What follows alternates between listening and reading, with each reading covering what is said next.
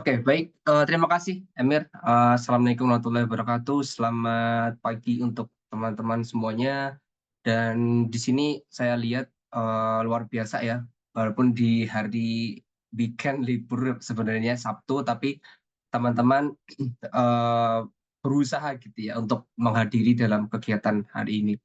Oke, jadi untuk nantinya teman-teman kita akan lebih membahas dan praktek ya. Jadi kalau misalkan sekarang saya sangat menyarankan sesuai dengan informasi dari Kak Emir yang sudah disampaikan pada di grup ya mulai tadi malam. Jadi kalau misalkan teman-teman nantinya bisa membuka Excel itu akan jauh lebih baik karena kita tidak hanya berbicara teori ya, tetapi akan bicara banyak terkait dengan praktikalnya gitu. Jadi ada beberapa studi kasus yang nanti akan saya sampaikan. Jadi seperti itu. Oke. Jadi tanpa berlama-lama lagi, teman-teman bisa kita akan mulai begitu ya. Saya akan share screen terlebih dahulu untuk materi yang akan saya sampaikan dan yang hari ini saya sampaikan sesuai dengan yang sudah di-post ya di Instagram SHI begitu. Jadi saya akan membahas yaitu adalah 4-in-1 metode uji statistik dan kita sebenarnya nantinya akan belajar 4 metode uji statistik di dalam konteks penelitian ya. Dan nantinya ya kita sekitar 2 jam lah input dengan tanya jawab dan praktek. Kita akan membahas statistik yang saya sebut dengan namanya statistik parametrik.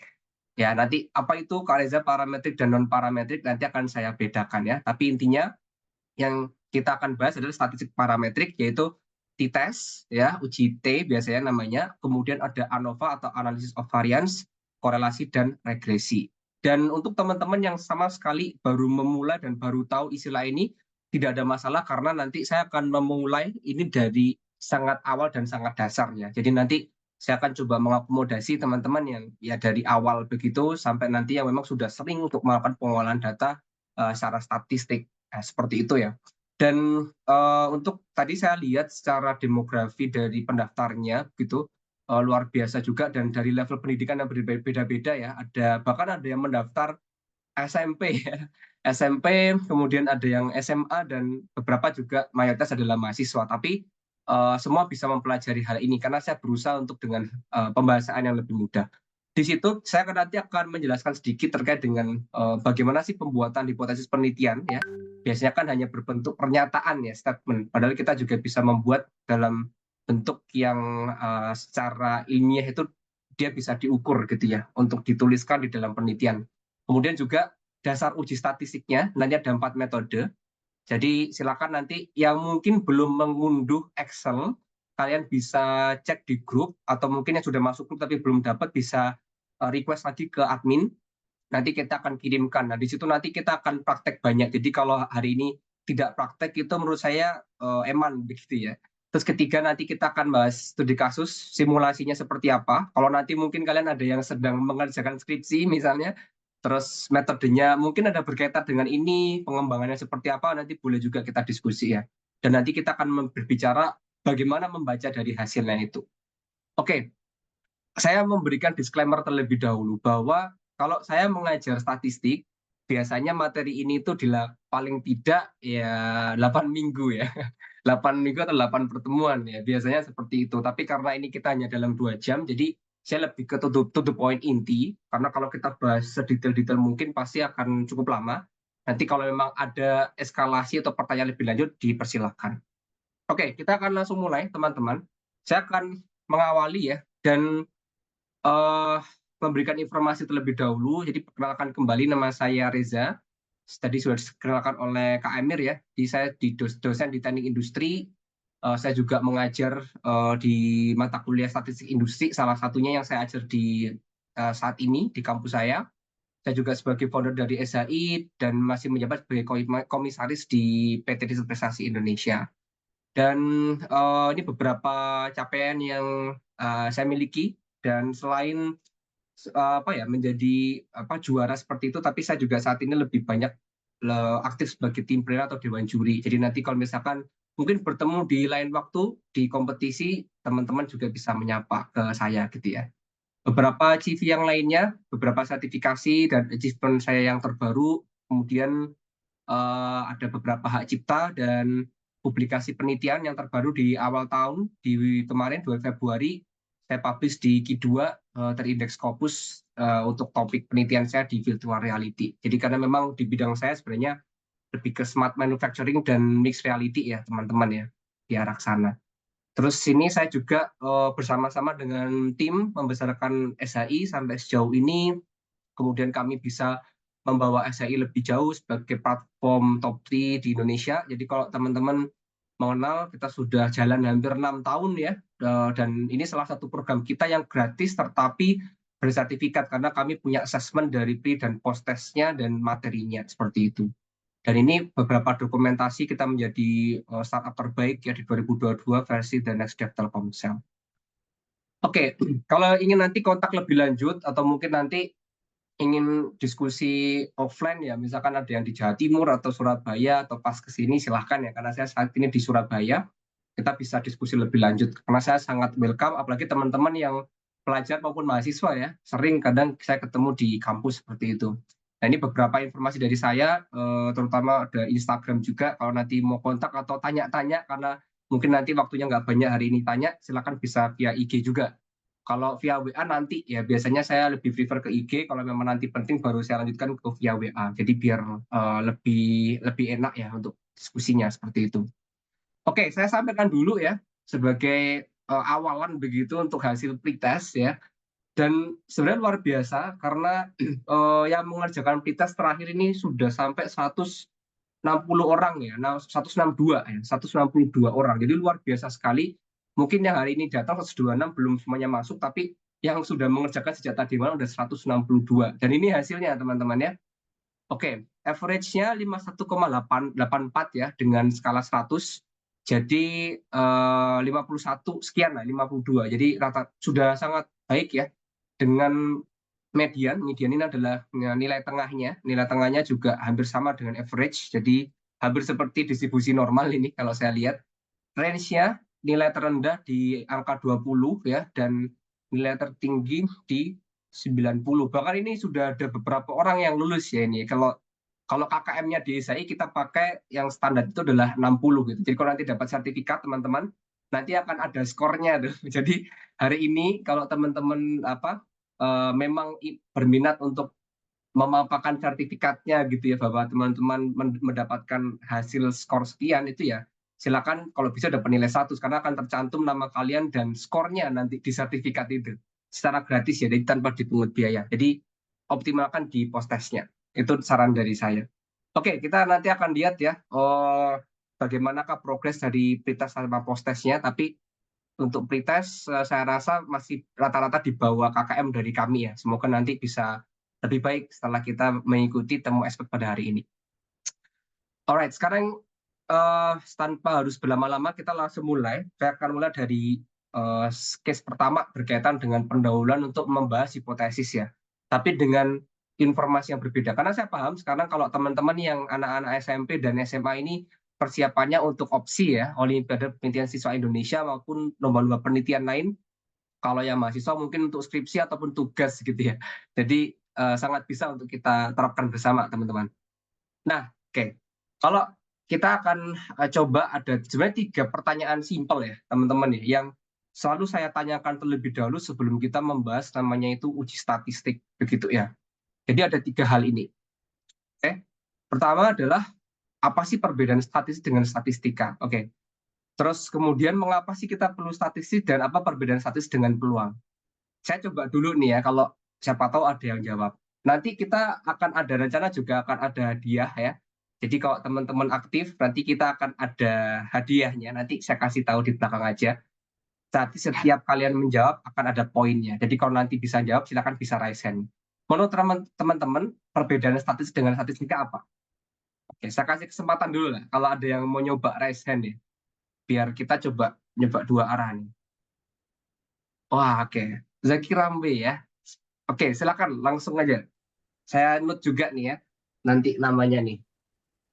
Baik, izin menjawab.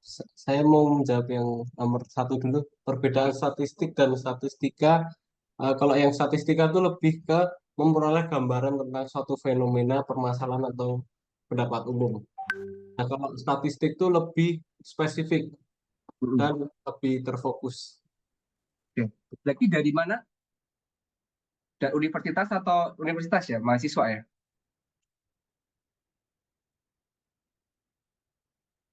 Oke, coba lagi. Saya dari universitas, ya. Dari mana universitasnya lagi? Dari Saya sambil tulis. Universitas Negeri Yogyakarta, UNY. Oh, dari UNY. Oke. Oke, terima kasih banyak ya. Jadi satu-satu ya.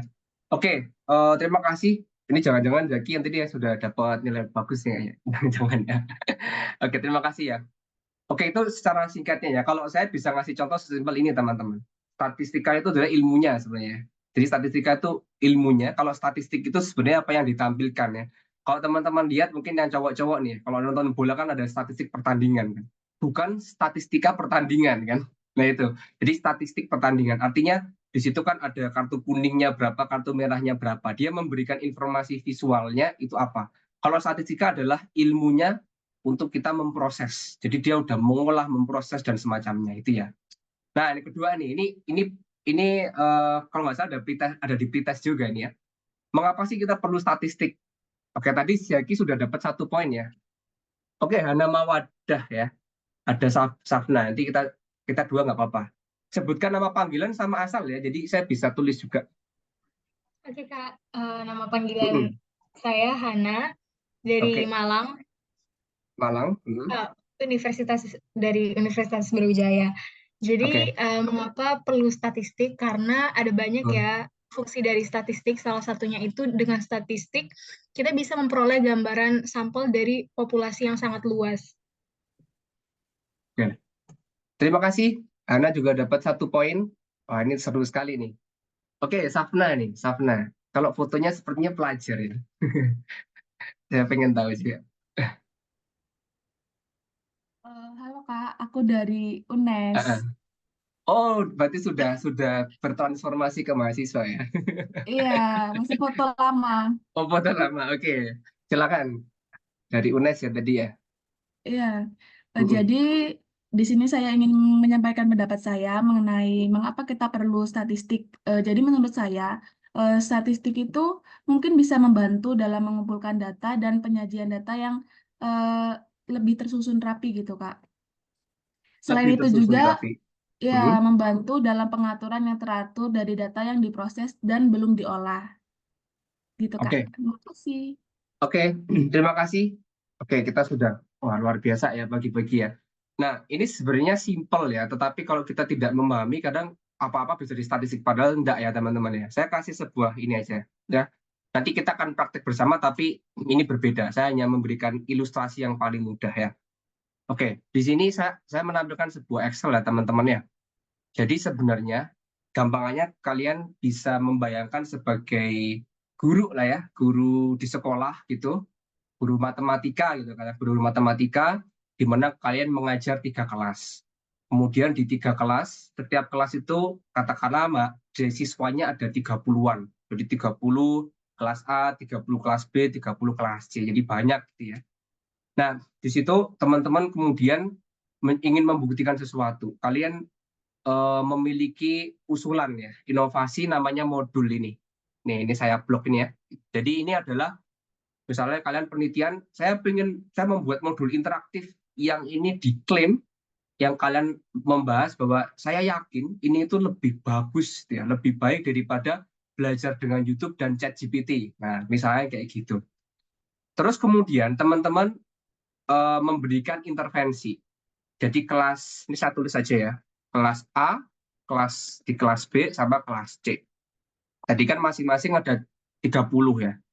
Nah, ini kan ada 30 orang. Kalau ada 30 orang di sini, ini kan populasi ya. Karena kan kelasnya totalnya 30. Tapi kita hanya mengambil 15 secara acak ya. Mengambil secara acak. Jadi sampelnya adalah 15 orang ini teman-teman per kelasnya. Nah, katakanlah ChatGPT ini dikasih di kelas A, terus YouTube video ini di kelas B, modul ini dikasih di kelas C. Oke, ini simpelnya aja gitu ya. Kemudian teman-teman memberikan waktu si siswa itu belajar ya, paling tidak selama 2 jam.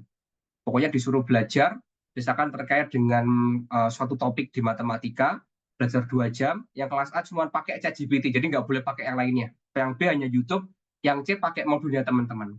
Dengan 2 jam yang sama. Kemudian, ini hasilnya. Kita nguji dia dengan post-test.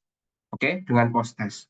Setelah itu kita cek. Kalau seperti ini, mungkin yang kita lakukan, kita bisa jadi menghitung ini ya. Menghitung MEAN ya. MEAN kan hanya dengan rumus average. Kita buka di sini ya teman-teman ya. Terus kita dapat 7,53 seperti ini. Oke, kita lihat. Kalau kita hanya punya satu parameter average atau rata-rata, kita bisa mendapatkan nilai 7,87. Oke, saya akan vote dulu. Menurut teman-teman kira-kira yang paling bagus modul metode ChatGPT, YouTube atau modul kalau lihat dari hasilnya tes di sini. Silakan bisa di kolom chat. A, B atau C. A yang ChatGPT, B YouTube video, C yang modul. Ya, kita akan lihat ya. Oke. Karena kita punya satu parameter. Sekarang, oke, ini saya belum bicara statistik ya. Ini masih pengolahan data visual seperti biasa ya. Ini hanya, kalau saya bilang ini masih deskriptif ya, hanya mendeskripsikan kalau istilahnya. Sekarang saya tambahan menjadi standar deviasi error atau STDEV. STDEV ini gampangannya ya errornya ya. Errornya. Oke, saya lihat sih. Kalau semakin besar error berarti ya semakin kurang baik ya. Sekarang saya lihat. Apakah masih yakin di sini? Sekarang saya kasih satu argumen lagi. Kalau teman-teman pilih modul C, tadi modul itu C lebih baik, hati-hati. Coba lihat. Rata-rata 7,87. Berarti dia plus minus 1,68. Artinya, nilai itu terdistribusi di antara 7,87 dikurangi 1,68 sampai 7,87 ditambah 1,68. Jadi nilai range-nya itu sejauh itu. Artinya, tadi kalian memilih C kan, tapi errornya besar loh. Yakin nggak milih B aja? Kalau B, average-nya nggak terlalu tinggi, tetapi errornya kecil. Sekarang saya tanya lagi, kira-kira apa? Oh, ganti lagi kan? Oke, ini tadi jawab. Oke ya, C, B, ini sekarang pada ganti semua nih ya. Oke. Nah, sekarang teman-teman, nanti kita akan belajar bersama. Tapi ini saya langsung langsung saya olah dulu ya. Tapi nanti kan teman-teman nggak harus mengikuti sekarang. Saya akan olah di sini ya. Nanti kita pakai Excel aja, data analisis. Saya akan pakai namanya ANOVA. Tenang, nanti kita belajar ya. Ini akan saya uji. Saya akan bandingkan nih si ChatGPT. Kemudian di sini saya akan keluarkan hasilnya. Sebentar, saya klik di sini ya. Oke, nanti saya kasih informasi. Nah, inilah pengujian statistiknya. Loh, kok bisa keluar seperti itu gitu ya? Tenang aja ya, nanti kita lihat. Oke, kita tadi melihat di sini ternyata kita berdebat kusir sangat panjang ya, teman-teman ya. Kita berdebat, tadi yang C Pak, yang paling bagus ya Kak Reza ya, karena rata-ratanya tinggi. Nah, tapi tinggi errornya besar, saya nggak yakin gitu kan. Pada pindah B, karena B errornya kecil tapi rata-ratanya kecil. Ternyata teman-teman, kalau kita ngelihat di sini, nanti saya jelaskan, ini awal aja, nilainya itu 0,77. Kalau dalam interpretasi statistik ya, nanti kita pelajari, artinya dari ketiga kelompok atau grup ini tidak ada perbedaan sama sekali.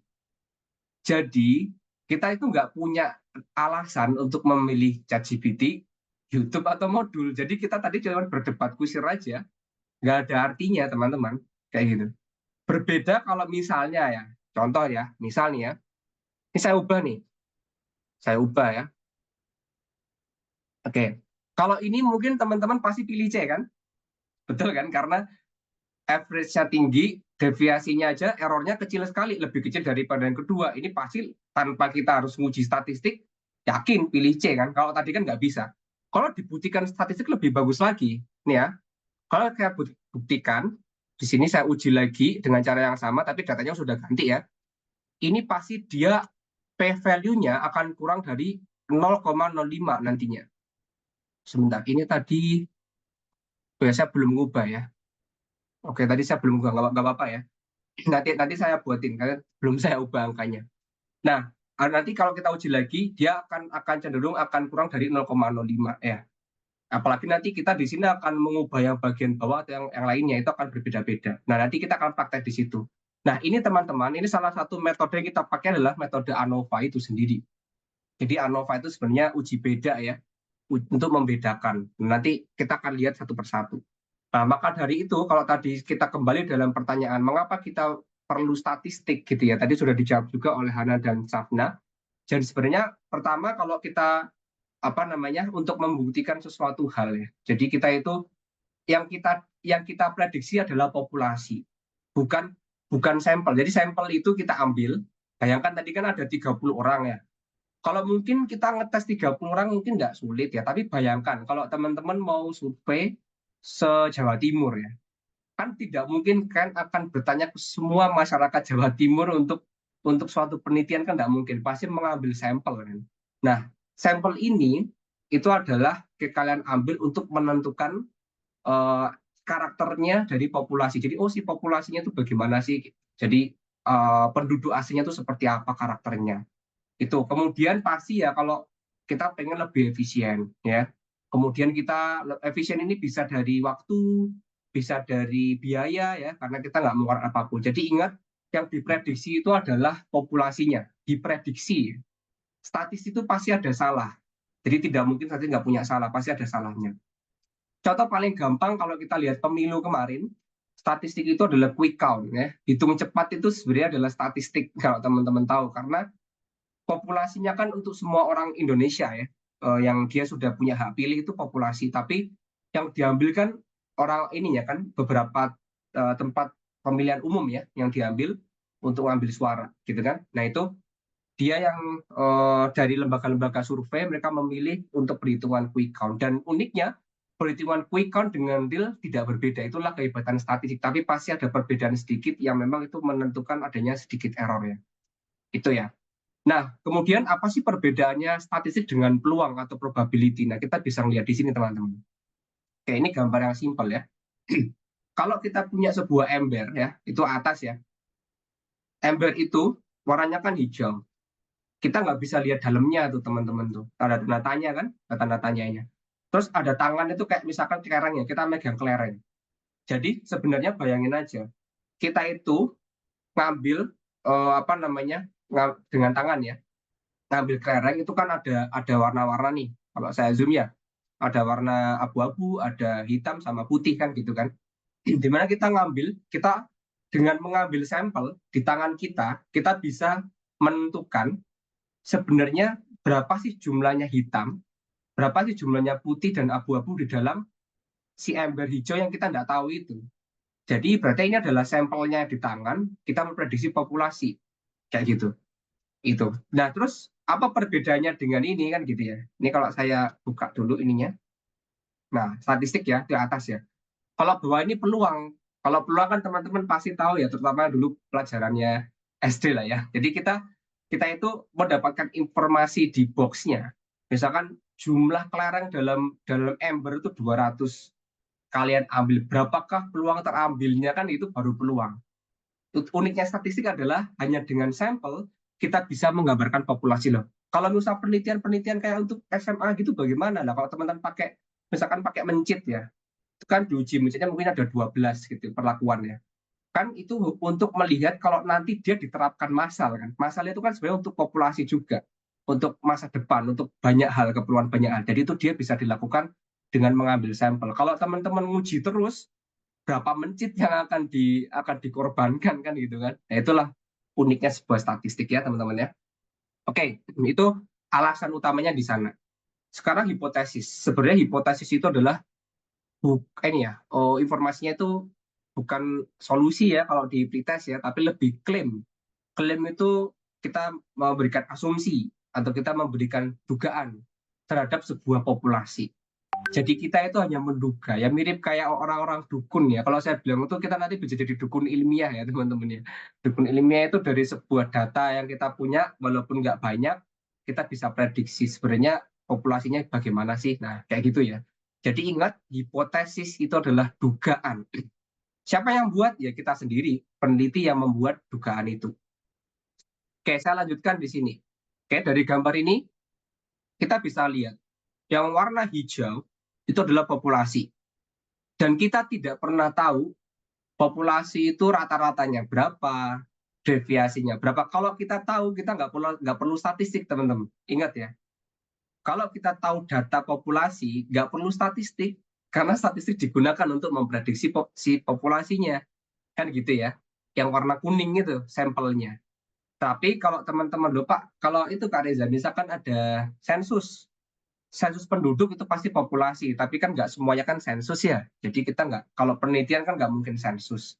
Uangnya pasti mahal banget ya teman-teman ya. Nah itu yang menjadi utama. Di sini kita ingat kita selalu mengambil random, karena kalau nggak random kita nggak bisa tahu aslinya karakternya seperti apa. Terus kemudian di sini kita bisa lihat misalkan, oh ternyata dari sini saya mengambil sampel dari populasi, misalkan dari populasinya penduduk di Jawa Tengah, saya mengambil beberapa sampel secara acak ya, misalkan 2 dari Jogja, 3 dari Semarang, gitu ya, 2 dari Banjarnegara, misalkan 3 dari Surakarta dan macam-macam diambil semua seperti itu, di rata-rata. Oh ternyata umurnya tuh 50 tahun misalnya gitu ya, X sama dengan 50. Oh berarti kira-kira kayak populasi Jawa Tengah ini juga 50. Nah contohnya seperti itu. Terus kita punya sebuah istilah, nah ini penting nih, tadi juga sepertinya ada di pretest ya teman-teman ya. Terus dia bilang, penelitinya, oh ternyata tadi kalau X-nya sama dengan 50, ini bebas ya, angka bebas, bisa tahun, bisa jumlah, bisa terserah ya, katakanlah tahun lah ya. Rata-rata sampel itu adalah 50 tahun misalnya. Terus penelitinya bilang, dengan data ini, dengan data 50 orang ini, saya yakin, 95% saya yakin bahwa, lihat, X ya, X sama mu ini beda teman-teman, diperhatikan ya. X itu adalah untuk sampel. Sedangkan mu yang di sini, itu dia adalah untuk informasi terkait dengan populasinya. Jadi dia sama-sama average ya, mean atau mean. Tapi kalau X itu untuk mean-nya sampel, mu adalah untuk populasi. Jadi yang lebih besar. Terus karena kita di sini memprediksi, kan tidak mungkin suatu informasi data itu exactly angkanya 50 populasi kan. Sehingga penelitinya bilang, saya yakin 95% populasinya itu rentang umurnya adalah 40 sampai 60 tahun. Between 40 sampai 60 tahun. Ini hanya contoh saja. Jadi kita di situ ada, dan 95% ini adalah tingkat kepercayaan. Jadi kalau misalkan nanti ditanya sebenarnya teman-teman, dunia ilmu pengetahuan itu sangat menghargai namanya kesalahan. Jadi kalau teman-teman di sini punya masalah dengan temannya, itu harus dimaafkan juga ya. Karena kita aja di sini statistik sangat menghargai namanya kesalahan. Dan ingat, makanya selalu ada namanya alpha atau namanya error. Jadi kalau kita di sini punya confident level ya, 95% berarti errornya adalah 5%. Jadi 100 dikurangi 95. Kalau saya percaya 90% data saya benar, berarti errornya 10%. Gampangnya kalau teman-teman punya 100 data, 95% itu benar. 5%-nya ya toleransi kesalahan lah gitu. Kalau misalkan saya punya 100 data, 90% itu benar, 10%-nya toleransi kesalahan. Nah, itu tergantung teman-teman ya. Tetapi ingat, tolong di-note baik-baik, untuk di dunia pengetahuan, untuk semua berbagai penelitian, yang paling banyak digunakan adalah confidence level 95%, maka alpha yang sering dipakai adalah 5% atau 0,05. Oke, semoga bisa jelas ya. Jadi itu yang sering dipakai. Loh kenapa? Karena itu memang yang diakui ya, lebih ke penerimaan saja. Tapi nggak masalah teman-teman pakai 99% ya nggak apa-apa. Tapi sulit ya untuk mencapai hasilnya. Nanti kita bisa praktek juga. Nah ini contoh ya, hipotesis informasinya. Saya menduga bahwa rata-rata uang saku siswa SD 10.000 per hari, kan dugaan. Saya menduga rata-rata jumlah mobil desa EGZ adalah 2 per keluarga. Saya menduga bahwa pemilih pasangan calon 5 di kecamatan X adalah 78%. Jadi kita itu punya dugaan, itu namanya hipotesis. Kalau kita menuliskan dalam pernyataan ya seperti ini. Kalau dalam penelitian ya bisa jadi seperti ini. Tidak ada perbedaan yang signifikan antara perlakuan tanaman kacang hijau yang disiram ketika pagi hari dan malam hari, misalnya kayak gitu. Nah, itu contoh-contohnya ya. Oke, terus kemudian kita bisa ke sini untuk teknik menulisnya. Nah, ini penting nih ya. Pertama teman-teman, kalau kita berbicara menulisnya itu pernyataan itu boleh ya, apalagi buat pelajar-pelajar nih, sebenarnya nggak masalah, teman-teman bisa latihan. Tapi kalau tahu cara menulis H0 dan HA atau H1 itu lebih baik. Jadi kita punya namanya H0. H0 itu kalau saya bilang adalah null hipotesis, NULL hipotesis, null hipotesis. Atau yang kedua adalah H1 atau HA, sama aja ya. Itu adalah alternatif hipotesis. Artinya gini, dia selalu berpasangan teman-teman. Ingat ya, hipotesis itu selalu berpasangan. Dan namanya H0 itu selalu kondisi ideal. Jadi sesuatu yang ideal, sedangkan H1 apa yang mau kita bantah. Oke, saya kasih contoh ya. Misalnya gini, teman-teman meneliti sebuah obat. Oke, sebuah obat. Ada misalkan suatu obat sakit kepala gitu ya, yang dia mengklaim bahwa dia sudah sering dipakai gitu. Kemudian teman-teman ini datang dengan ramuan terbaru untuk obat itu kan gitu kan. Nah, kemudian teman-teman ingin membuktikan bahwa obat yang kalian buat baru ini itu bisa signifikan lebih bagus daripada obat yang sudah ada untuk sakit kepala. Misalnya kayak gitu ya. Nah, sehingga H0-nya nanti adalah kondisi ideal atau kondisi yang sekarang yang biasa aja. Jadi tidak ada perbedaan misalkan antara obat A dengan obat B. Obat A itu adalah obat yang sudah ada, obat existing. Obat B adalah obat kalian. Tentunya alternatifnya apa? Alternatifnya adalah ya terdapat perbedaan. Dan ingat, ini suatu statement yang kadang kita itu bingung ya, tapi tolong di-note bersama-sama ya. Jadi namanya peneliti, kita selalu pengen menolak H0.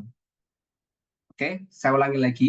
Kita seorang peneliti selalu ingin menolak H0. Artinya, kalau hasilnya itu menerima yang sesuatu yang sudah biasa ya, bayangin aja tadi, sudah membuat obat baru, lah sama aja hasilnya. Berarti kan nggak ada yang signifikan kan, nggak ada yang dibanggakan. Nah itulah, tapi kalau kita bisa menolak dia, membantah dia, kita lebih baik, itu akan menjadi suatu kebanggaan dalam penelitian kita. Itulah filosofi dari H0 H1 dan dia selalu berpasangan.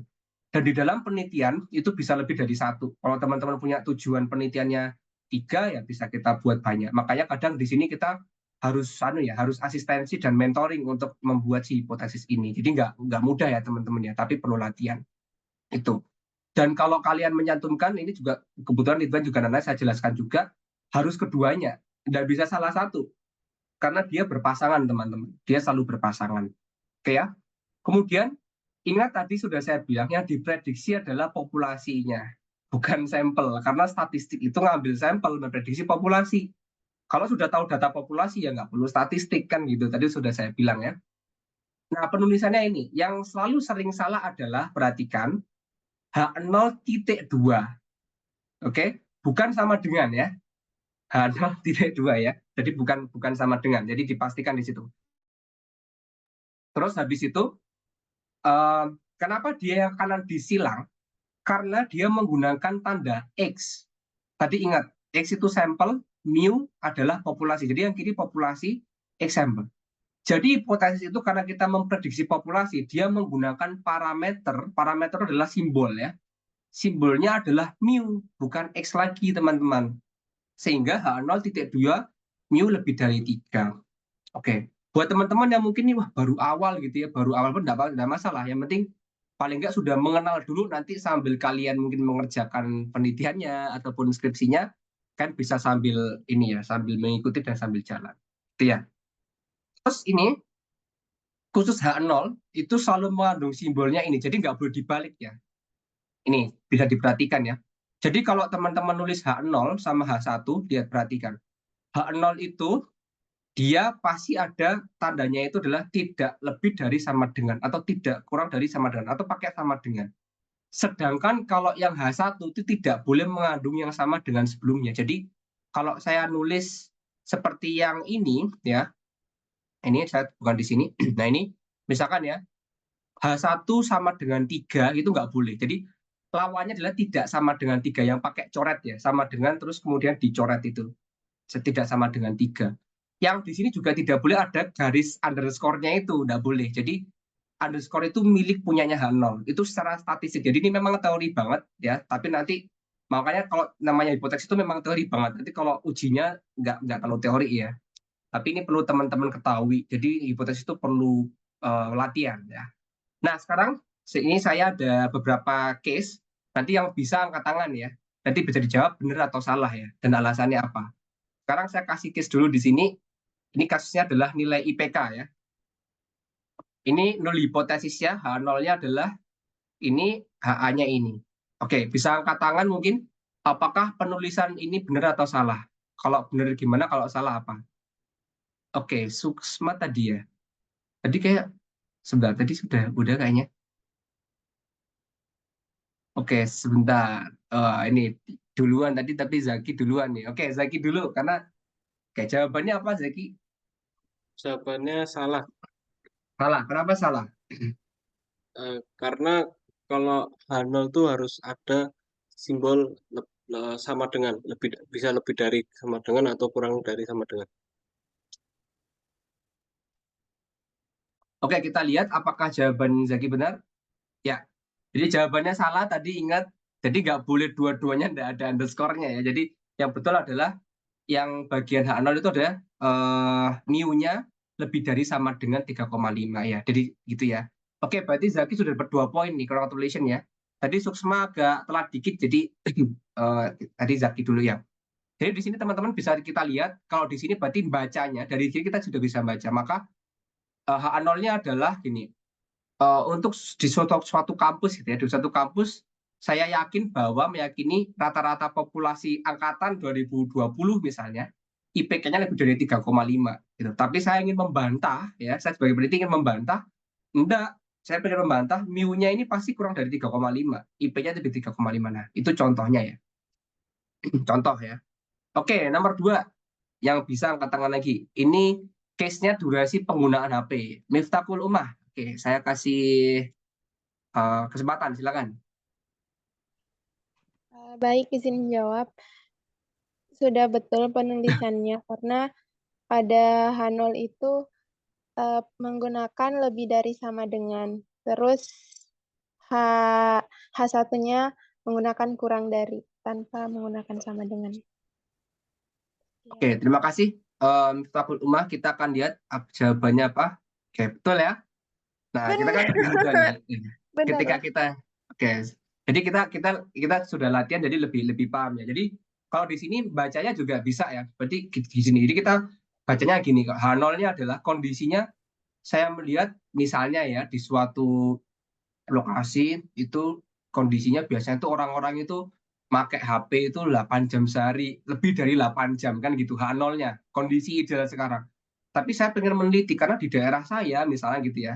Ini tuh daerah desa. Ini nggak mungkin semuanya itu 8 lebih dari 8 jam. Pasti mereka jarang menggunakan HP. Nah, kalian membuktikan dengan HA-nya punya teman-teman. Sehingga kalian berharap penelitiannya itu menolak si H0 sih. Jadi menolak si H0-nya.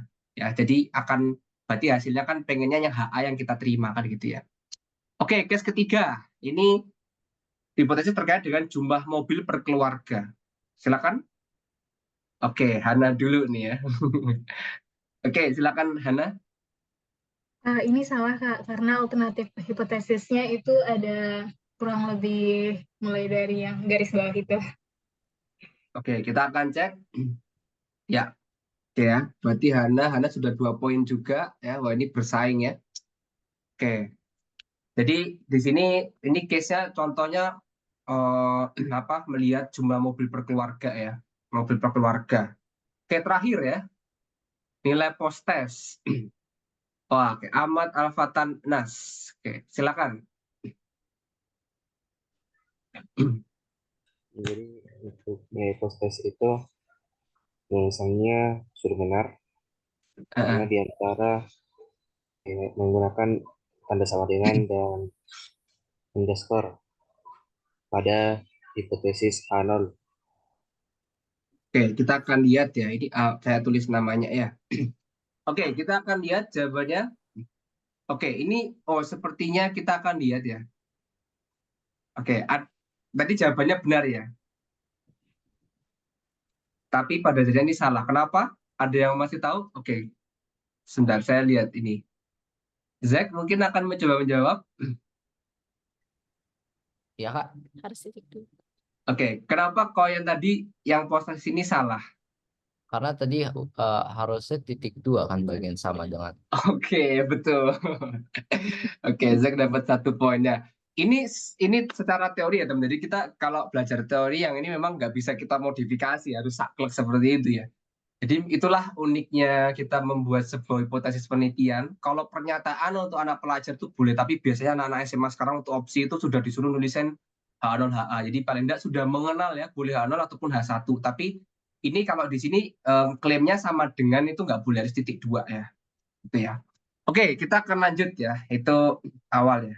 Nah, sekarang kita akan masuk ke materi berikutnya ya. Ini kita akan banyak praktek. Jadi monggo ya teman-teman yang sudah di depan laptop, kalian juga bisa prepare Excel.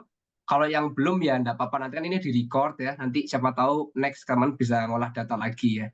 Kita akan mulai dengan namanya uji T ya teman-teman ya. Tapi saya sudah kasih informasi disclaimer dulu bahwa saya hanya mengajarkan untuk namanya statistik parametrik ya. Jadi statistik parametrik itu dipakai ketika data kita itu normal. Jadi sebenarnya kita perlu menguji data kita ya, menguji normalitas. Teman-teman nanti mungkin di lain waktu nanti saya bisa ngisi lainnya. Ada namanya uji normalitas ya. Jadi uji normalitas itu untuk menentukan bahwa data yang dipakai itu normal. Apa itu maksudnya?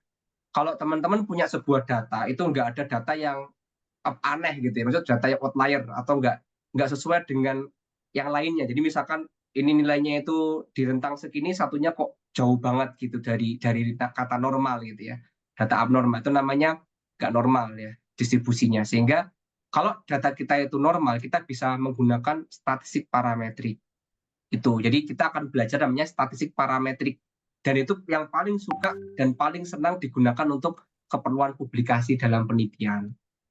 Oke, kita akan membahas namanya uji T atau t-test, teman-teman. Nah, saya akan awali dari sini ya. Teman-teman bisa fokus di kata jumlah angka 30. Jadi nggak perlu dibaca runtut, tapi lihat di angka 30, teman-teman ya. Jadi, di dalam ilmu statistik, teman-teman, kita itu bisa menentukan apakah sampel itu banyak atau sedikit. Itu dari jumlah 30. Itu statistik bilang seperti itu. Jadi, kalau misalnya ya, kita punya data ya, misalkan sampelnya itu kurang dari 30, disarankan menggunakan t-test. Sedangkan kalau kita lebih dari 30, kita bisa menggunakan z-test. Ini masih angka dulu ya, angka. Jadi kalau saya misalkan nanti ditanya ya, sampelnya ini banyak atau enggak sih gitu ya. Nah, kalau banyak sama enggak itu tergantung dari jumlahnya. Kalau teman-teman punya datanya itu lebih dari 30, berarti dikatakan banyak sampelnya. Tapi kurang dari 30 ya, itu berarti enggak banyak gitu ya. Berikutnya ya, teman-teman juga perlu tahu bahwa pengujian t-test itu hanya untuk menguji 2 grup. Saya ulangi lagi, namanya uji T itu hanya menguji 2 grup saja. Jadi antara aku dan dia gitu ya. Dari 2 grup itu misalnya menguji antara sirup merek brand A sama brand B. Itu uji T ya. Jadi cuma 2 grup aja nih, 2 grup, 1 grup berapa. Atau manakah yang lebih pandai antara kelas A dengan kelas B? Nah, itu kan 2 kelas tuh, ya kan? Berarti pakai uji T juga gitu. Tapi kalau sudah nanti manakah yang lebih pandai antara kelas A, B, C, dan D, itu nggak bisa pakai uji T. Kelasnya sudah banyak ya. Jadi t-test itu hanya untuk 2 kelompok yang akan dibandingkan ya. Dua kelompok aja nih. Apapun yang dibandingkan teman-teman, apapun.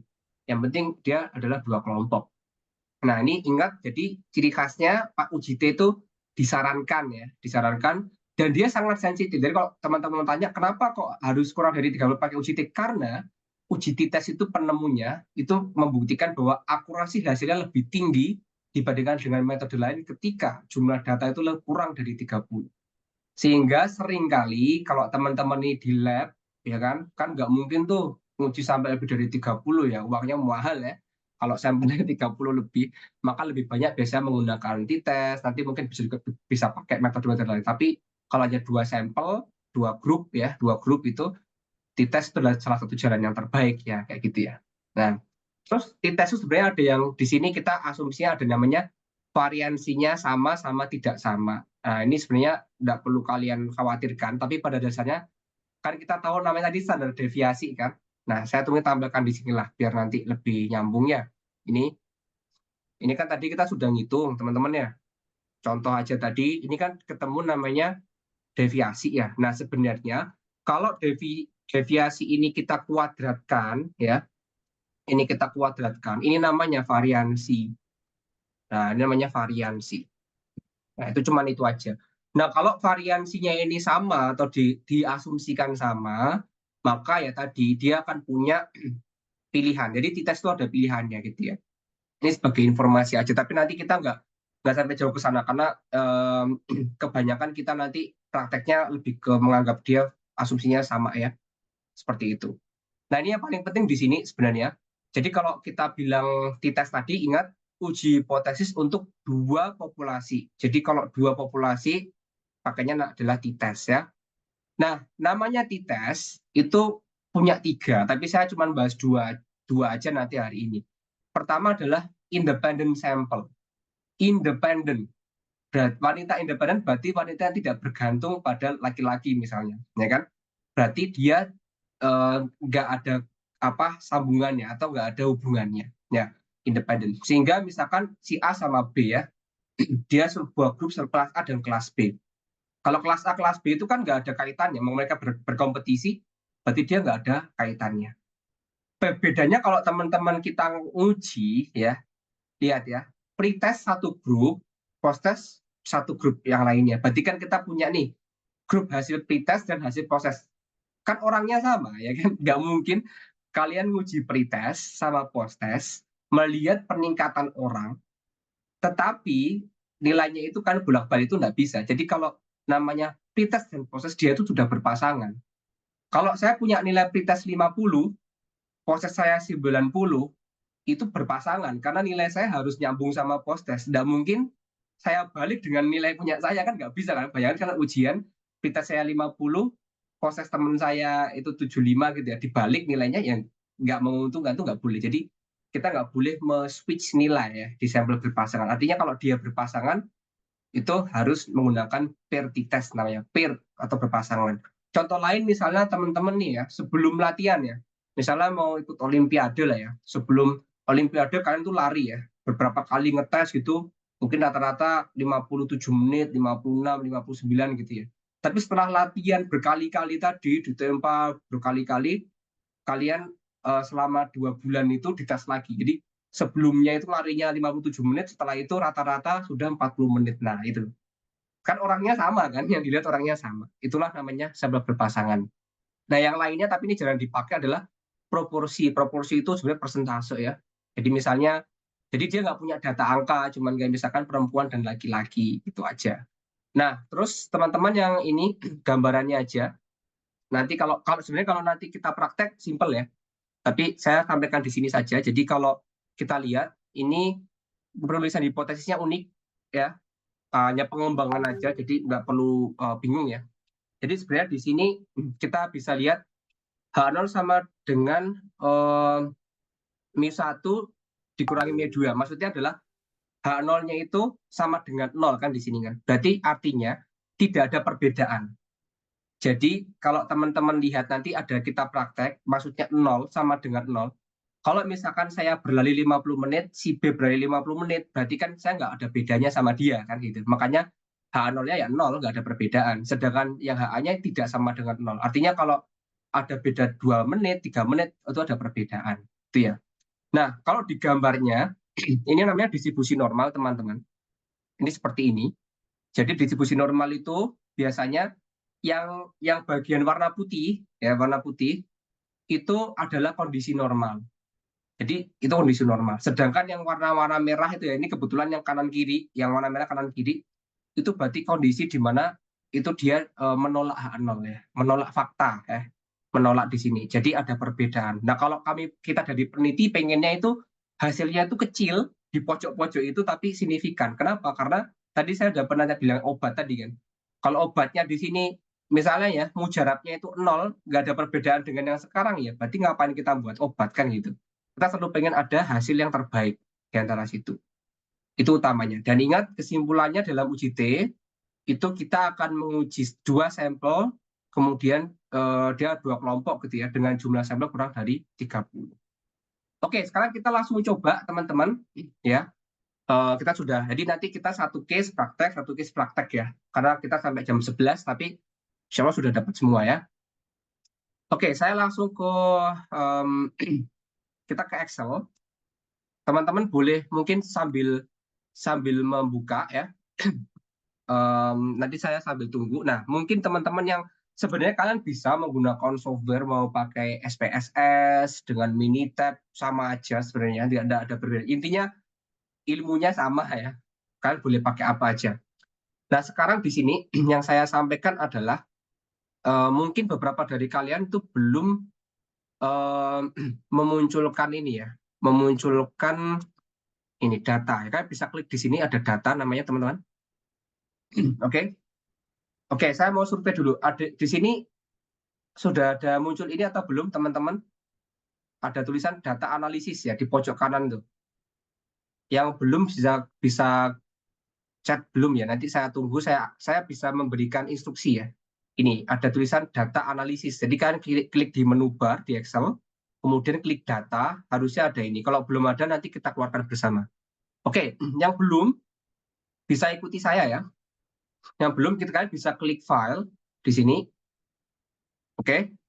Kemudian kalian bisa pergi ke option. Oke, klik file ke option. Sampai di sini, nanti saya ulang lagi nggak apa-apa.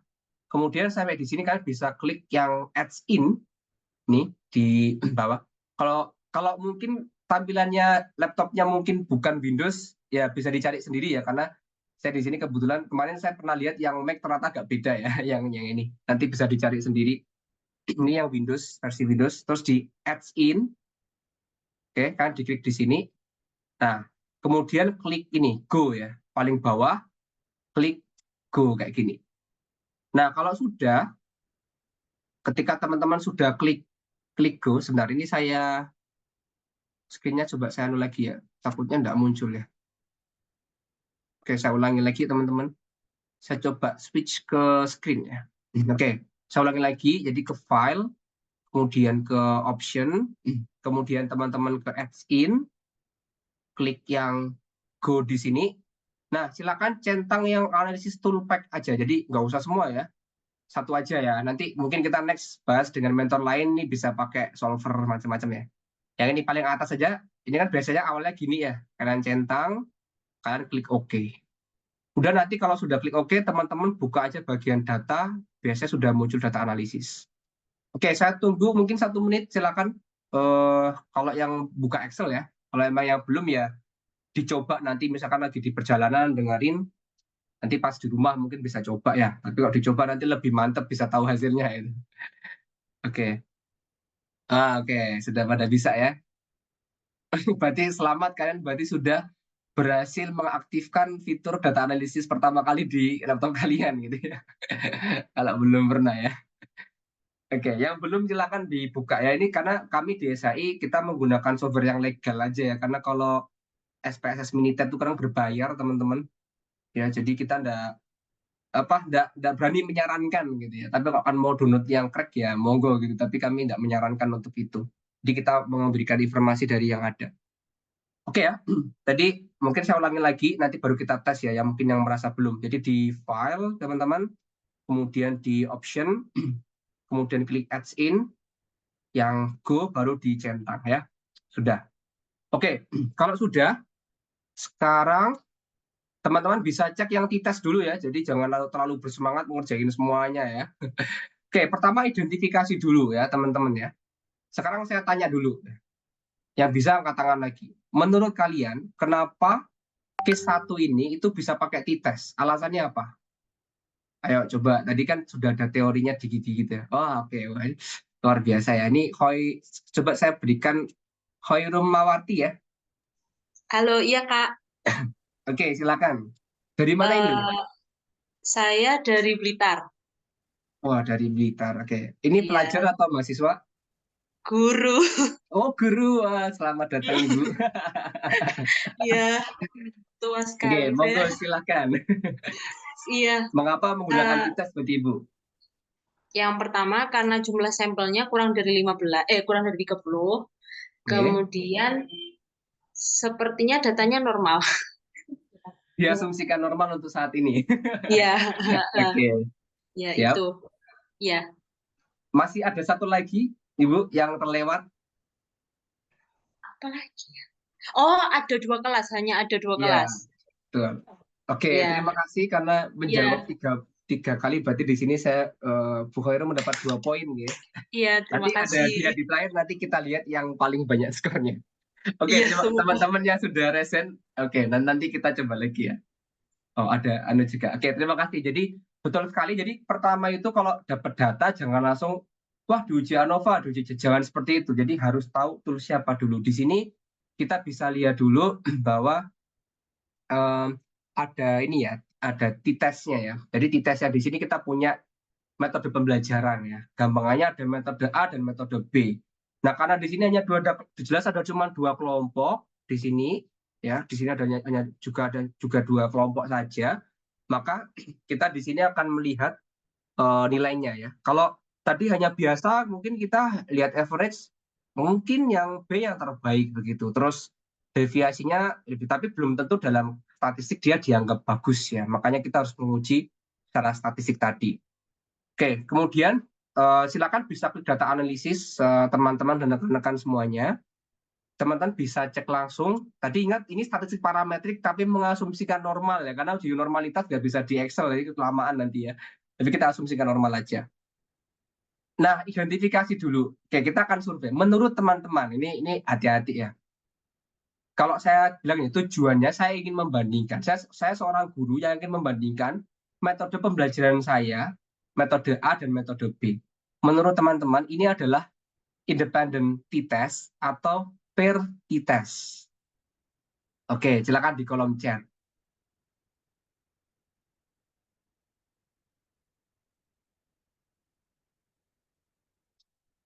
Oke, sambil nunggu yang lain, saya ulangi lagi. Tujuan saya menguji ini adalah saya ingin melihat, membedakan apakah ada perbedaan antara metode A dan metode B. Oke, akhirnya tadi yang menjawab independen pertama adalah Winda Marta ya. Oke, Winda Marta dapat 1 poin ya. Yang lain tadi masih pair. Nah, ini itu ya. Jadi pentingnya uji stat itu bukan malah salah ujinya, tapi adalah identifikasi dia menguji pakai apa gitu ya. Jadi ini bukan masalah pretest sama post-test, teman-teman. Oke, rekan-rekan saya bukan. Ini adalah pengujian, kita mau lihat apakah ada perbedaan A sama B metodenya ya. Dan kalau metode seperti ini kan dia tidak menyangkut, ini respondennya artinya ada 15, tapi sebenarnya 15 itu untuk menguji A, 15 menguji B. Jadi dia bukan pair ya. Kalau pair itu berpasangan. Berpasangan tadi seperti pretest, post-test. Ini kan nilai tes saja. Nilai tes itu hanya nilai akhir ya, tidak ada pretestnya. Jadi hati-hati ya. Ini tadi sengaja menjebak. Oke, sekarang berarti kita sudah tahu dia independent t-test. Silakan teman-teman bisa cek di sini. Buka yang namanya two sample assuming equal variance. T-test, oke. Yang ini ya, kalau saya buka yang di sini. Ini bisa di-scroll ke bawah dari data analisis. Nah, ini t-test two sample assuming equal variance. Karena tadi kebanyakan kita kalau di t-test memang mengasumsikan variannya sama ya. Karena datanya tadi kita asumsikan sudah normal. Kalau sudah normal biasanya seperti itu. Oke, kalau sudah, diklik di sini. Oke, nanti sambil saya ulang nggak apa-apa ya. Jadi biar ini. Oke, keluar seperti ini. Dia akan bertanya variabel 1 dan variabel 2. Variabel 1 seperti ini. Oke, saya akan blok dari tulisan metode. Jadi bisa diperhatikan. Saya blok metode A sampai ke bawah. Average-nya jangan ya, cuma datanya aja. Ini variabel 1. Variabel 2, saya blok. Jadi enter aja di blok, di enter di blok gitu ya. Oke, terus di sini ditanya, hipotesis mean difference. Tadi ingat, kalau misalkan A dan B ini tidak berbeda, Berarti kan dia sama dengan 0 kan tadi kan, hipotesis tadi yang sudah saya sampaikan di PPT. Berarti kan mu-nya si A dan mu B sama dengan 0. Jadi di sini juga 0. Jadi kalau kita menguji t-test, ini biasanya adalah kita mengisinya 0. Karena kita akan membuktikan dia sama atau enggak. Kalau sama ya 0. Jadi diisi 0 aja. Alasannya tadi sesuai dengan dugaan tadi. Kemudian karena tadi saya memblok dengan metode A dan B, maka ini saya centang labelnya. Oke. Nah, tadi sudah saya sampaikan. Alfa yang paling banyak dipakai adalah alfa 5%. Berarti kalau 5% tingkat error, berarti kita percaya nilai confidence level atau tingkat kepercayaan peneliti terhadap data adalah 95% kan gitu. Di sini tetap saja 0,05. Jadi dia itu di situ otomatis, tapi asal usulnya dari kita tadi ini bisa diganti ya, tapi saya pakai 0,05 aja. Kalau sudah tinggal diklik OK, dia akan muncul ya. Oke, silakan. Ya, yang sudah muncul bisa di kolom chat ya, sudah ya. Kalau belum, bilang belum, nanti saya tunggu ya. Jadi karena kita online, jadi kan paling mudah ya ngeceknya seperti itu ya. Oke, nah kalau sudah coba hasilnya harusnya seperti ini ya. Kalau beda nggak mungkin ini. Kalau beda data ya. Oke, ulang Kak belum ya udah oke. Ulang ya, ulang sedikit. Data analisis, pilih bukan pair ya. Kalau pair beda lagi ya. Ini to sample ya, to sample assuming equal variance, diklik, kemudian variabel 1 ini saya blok dengan metode A-nya ya, sampai ke bawah sini, enter. Variabel 2 dari sini ke bawah, enter. Kemudian di sini tadi diisi 0, karena kalau 0 itu artinya nggak ada perbedaan antara A dan B. Labelnya dicentang, label ini maksudnya tadi ada tulisan metode AB itu atau enggak. Kalau enggak ada ya nggak usah. Tadi kan saya ada memasukkan biar gampang identifikasinya, jadi saya tulis label alfa 5%, terus tinggal diklik OK, nanti keluar hasilnya seperti tadi ya. Oke, kalau sudah keluar hasilnya seperti ini teman-teman, kita sebenarnya bacanya gampang. Saya akan kembali ke PPT tadi. Oke, saya akan kembali ke PPT tadi. Oke. Ini ya. Oke, teman-teman bisa perhatikan di sini. Ini, jadi kan di sini ada namanya itu adalah titik batas ya. Oke, saya zoomkan aja di sini. Ya, saya akan zoomkan. Nah, oke, di sini ada namanya titik batas. Ini ya, min 2,0154, 2,154. Dia pasti plus minus, dia imbang, pasti imbang.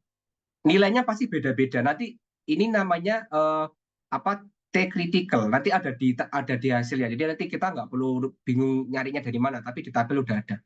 Jadi teman-teman lihat di sini. Kalau saya bertanya ya, perhatikan di sini ya. Ini tengahnya 0. Ini kan seperti garis x-axis ya, sumbu x ya, sumbu x. Ini kan 0, ke kanan adalah 2, ke kiri minus kan gitu kan, karena kan 0-nya tengah-tengah. Oke, pertanyaan saya, warna merah ini kan zona putih ini kan adalah zona dia diterima, artinya kita menerima H0. Kalau di sini ini berarti menolak H0-nya ya. Nah ini. Nah, warna merah ini menurut teman-teman adalah ini lebih dari 2,01 atau kurang dari. Yang di sini nih, coba di komen. Lebih ya, oke. Kalau yang kiri, kurang dari atau lebih dari, yang ini, sisi kirinya sekarang. Oke, sudah paham ya? Jadi ingat, sekarang kalau teman-teman sekarang ada kertas di depan masing-masing, kalian boleh gambar seperti ini di kertas kalian, nanti biar bisa membayangkan. Jadi itu bentuk distribusi normal itu bell shape ya, atau dia seperti lonceng. Kemudian dia ada kiri kanan seperti itu, dia ada batas. Nah sekarang kita tinggal cek aja hasil Excel kita, jadi kita sudah bisa baca sebenarnya. Nanti materi saya kirimkan, jadi nggak perlu khawatir ya, teman-teman bisa ngulang lagi. Nah, teman-teman bisa cek yang ini, namanya adalah T critical to tail ya. Jadi T critical ini sebenarnya hasil nilai tadi itu ya, yang ini diperhatikan. Nah, itu berarti kiri kanan tadi. Artinya T T-critical ini itu dia adalah minus 2,04841 tadi itu sama plus 2,04 tadi. Paham ya? Nah, ini silakan bandingkan dengan nilai T-stat-nya ini. Oke. Nah, lihat dua hasil ini aja teman-teman ya. Lihat hasil dua ini. Sekarang kita memutuskan kan, kalau kita buat hipotesis berarti kan gini. HA0-nya adalah pakai pernyataan aja ya. Kita pakai pernyataan aja. HA0-nya adalah kira-kiranya gini. Tidak ada perbedaan antara nilai tes metode A dan ya, metode B. HA-nya selalu berpasangan kan? Udah tinggal ditulis saja. Oke, ini tinggal dihapus saja ya. Nah, ada perbedaan. Nah, harapannya kan menolak H0. Kalau menolak H0 berarti ada perbedaan metode kan gitu ya. Kita cek di sini. Nah, sekarang min 0,265 kalau teman-teman gambarkan di mana tadi sumbu tengah-tengah itu 0. Oke, nanti ya bisa jawab silakan ya. Ini 2 poin nih kalau bisa jawab nih. Kira-kira posisinya dia itu di ekor tadi, ekor kiri kanan, antara kiri kanan tadi atau di bagian tengah-tengah? Oke, coba. Oh, sudah ada yang resen ya ternyata. Oke, nanti kita sambil cek. Ini perlu sambil berpikir sedikit ini ya. Oke, Zaki dulu. Karena hasilnya di bagian min 0,265 itu di sebelah kiri atau di bagian ekornya? Min 0,2 itu di bagian ekornya. Ya. Oke, saya keep dulu. Ya, saya pengen tahu teman-teman lain jawab apa dan saya belum bilang saya sama benar ya. Oke, terima kasih Zaki. Terus mungkin sekarang yang nomor 2 tadi Hoirum ya. Oke, Hoirum Mawarti. Tadi Bu, monggo Bu. Iya, halo. Halo? Oke, monggo Ya. sudah masuk. Oke. Itu berarti di yang bagian putih. Di bagian putih. Kenapa bagian putih, Bu? Karena dia kan minus 0,265 kan. Yang jadi dia gimana ya Pak ya ngomongnya? Jadi dia yang bagian putih, kalau yang di sebelah kirinya minus 2,048 berarti kan lebih ke kiri lagi, itu lebih besar. Kalau lebih kecil berarti kan dia di bagian putih. Ya. Ya, betul Bu. Berarti Ya. ya selamat, berarti ya betul adalah tadi yang di putih ya. Berarti sama Ya. Bu Hoirum dapat 4 poin berarti sekarang ya total ya. Yeay. Oke, luar biasa. Nah, ini teman-teman jadi sebenarnya sesimpel itu ya. Jadi dia dapat plus minusnya kan ya. Ini sebenarnya sumbu X, bayangkan minusnya di sini, nolnya di tengah, ini 2-nya di kanan. Hasilnya tadi bukan minus 2 loh, tapi min 0,2. Kalau kita lihat min 0,2 itu berarti dia di sini kan masih di warna putih. Nah, itu ya. Nah, kalau dia bukan di kiri ya. Kalau di kiri berarti dia harus lebih dari mungkin minus 3, minus berapa dan macam-macam. Kita oke, lihat lagi ya. Tadi hasilnya saya buka lagi. Nah, ini ya. Min 0,2, bukan min 2 ya. Kalau ini min 2,6, betul dia di kiri. Tapi dia ada nolnya di sini. Berarti dia masih di antara min 2,048 dan 2,048. Sehingga hasilnya dia tidak bisa menolak H0. Jadi ketika dia itu di ujung ekor-ekor tadi, atau dia di luar range ini, kalau gampangannya ya, kesimpulannya, ketika sebuah T-stat itu di luar dari range-nya nilai tentang min 2 sampai 2,04, di luarnya, baik kiri maupun kanan ya, itulah baru dikatakan dia itu berbeda signifikan. Artinya teman-teman, hasil ini kita menerima H0. Berarti inilah keputusan yang kita terima. Ya sudah, berarti penelitian kita ya nggak ada artinya gitu ya. Tapi ya nggak masalah ya, kan ini contoh. Oke ya, kita lanjut dulu. Nanti kalau teman-teman ada pertanyaan, kita masih ada kesempatan nanti ya. Oke, itu masalah t-test ya. Jadi itu keunikannya. Sekarang ya ini meskipun tadi nilainya tinggi ya, nilainya tinggi, skornya kecil, tapi ternyata tidak cukup membuktikan kalau dengan statistik dia bagus ya, yang metode B. Jadi itulah keunikan kita menggunakan G-statistik, teman-teman. Oke, sekarang kita lanjut ya. Nah, berikutnya ini lebih seru lagi dan lebih simpel ya. T-test itu dua kelompok tapi interpretasinya lumayan. Tapi kalau yang berikutnya lumayan lebih mudah. Oke, sekarang kita ke ANOVA ya. Ini lebih ringan juga. Oke, Arsalan mau tanya dulu mungkin. Kalau misalkan nggak apa-apa sih sekalian.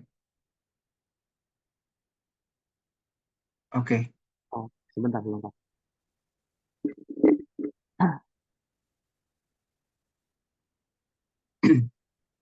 Oke, Arsalan akan bertanya atau nanti?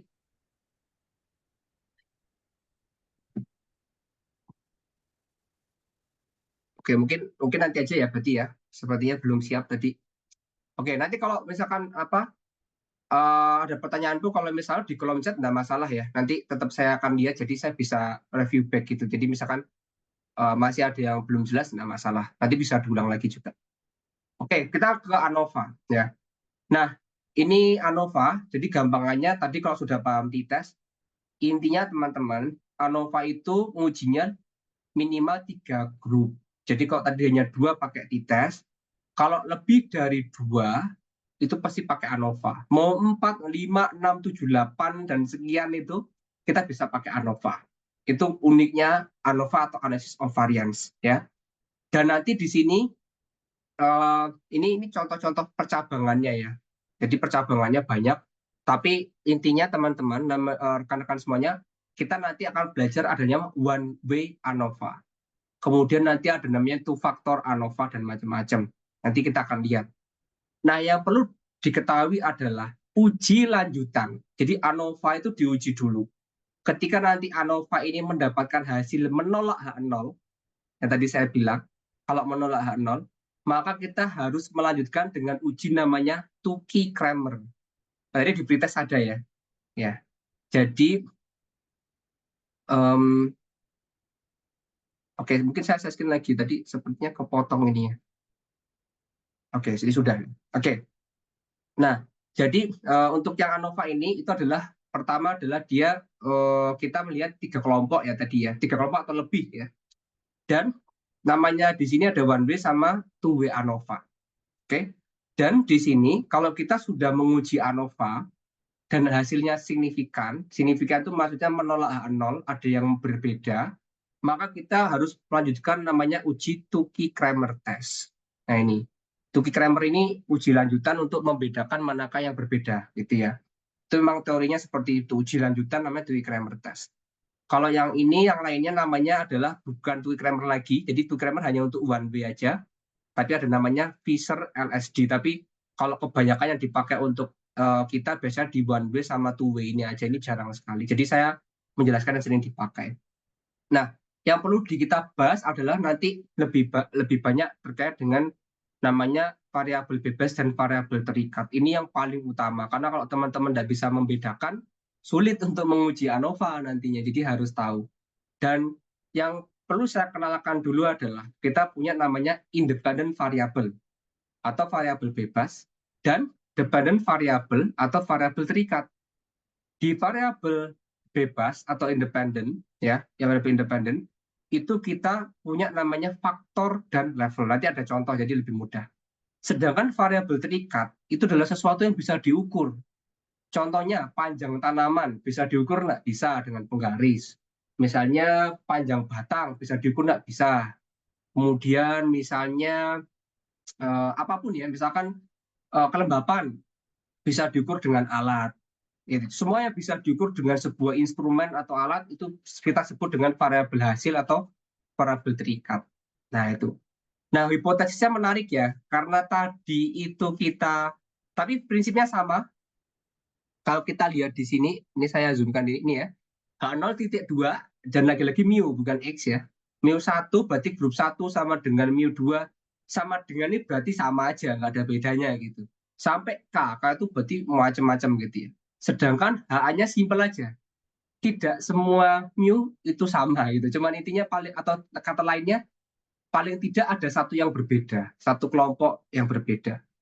Kan tadi yang diuji bisa 5, bisa 4, bisa 3 kelompok. Jadi paling enggak ada satu yang berbeda. Setidaknya ada satu grup yang berbeda di HA-nya ya. Jadi hanya pengembangan tapi tidak berbeda ya. Oke. Nah sekarang untuk memperjelas, ini mungkin saya pakai contoh yang zaman-zaman di SMA aja di sekolah ya biar lebih mudah gitu ya. Tapi ini sangat penting menurut saya, apalagi nanti teman-teman mahasiswa terutama yang mau skripsi ini ya, akan sangat sering ditanya variabelnya apa gitu ya. Ini jangan sampai salah ya. Jadi kalau identifikasi variabel itu kita pakai contoh ini saja ya. Contoh paling simpel ini, katakanlah saya mau nyiram tanaman gitu ya. Jadi saya tuh pengen membuktikan bahwa sebenarnya kalau saya nyiram tanaman dengan volume yang berbeda-beda setiap harinya, itu apakah ada perbedaan panjang tanaman atau enggak gitu, panjang batang atau enggak. Jadi itu case-nya di situ. Sehingga di sini ada jumlah air yang saya variasikan. Ini ada yang apa? 5 tanaman ya. Uji coba ini ada 5 tanaman. Tanaman 1 2 3 4 5 ya. Uji cobanya 5 kali, 5 kali perulangan misalnya. Ini 5 tanaman, ini adalah 10 mili, 25, 50, 75 sampai 100 ya. Ini saya ubah. Kemudian diukur. Dan dari sini kita bisa lihat faktornya adalah jumlah air. Jadi faktor itu sebenarnya ininya ya, besarnya adalah jumlah air. Nah, jumlah air itu divariasikan apa aja, itu namanya level. Nah, jadi saya ulang lagi, faktor itu adalah apa yang mau kita bedakan. Variabel yang dibedakan itu apa? Oh, jumlah airnya, oh volume airnya. Berarti bisa jadi jumlah air atau volume air, itu faktornya. Levelnya adalah 10 mili, 25, 50, 75 itu levelnya. Jadi level itu sub dari jumlah air tadi sebenarnya. Variabelnya adalah panjang batang tanaman, terikatnya. Karena ini bisa diukur dengan alat atau penggaris. Nah, inilah disebut dengan variabel bebas. Sehingga teman-teman dan rekan-rekan semua kalau disebut dengan one way ANOVA itu sebenarnya adalah satu faktor ANOVA. Jadi one way itu satu faktor. Kenapa satu faktor? Karena kita hanya nguji pakai jumlah air. Kita nggak nguji misalkan bagaimanakah pertumbuhan tanaman ketika saya menguji jumlah airnya diubah, pupuknya diubah. Nah, kalau ada variasi berbeda, berarti sudah beda lagi. Nah, ini misalnya kayak gini. Nah, kemudian kita bereksperimen lagi. Faktor A-nya jumlah air, levelnya ini, faktor B-nya jumlah pupuk. Level B-nya, level dari faktor B ada 100 gram, 200, 300. Kalau tadi hanya menguji, ini namanya one way ANOVA karena satu faktor. Kalau nantinya ternyata jadi 2 gini, namanya 2 faktor. Kalau 2 faktor berarti two way ANOVA. Nah, itu secara teorinya sebenarnya sesimpel itu ya, enggak sulit gitu ya.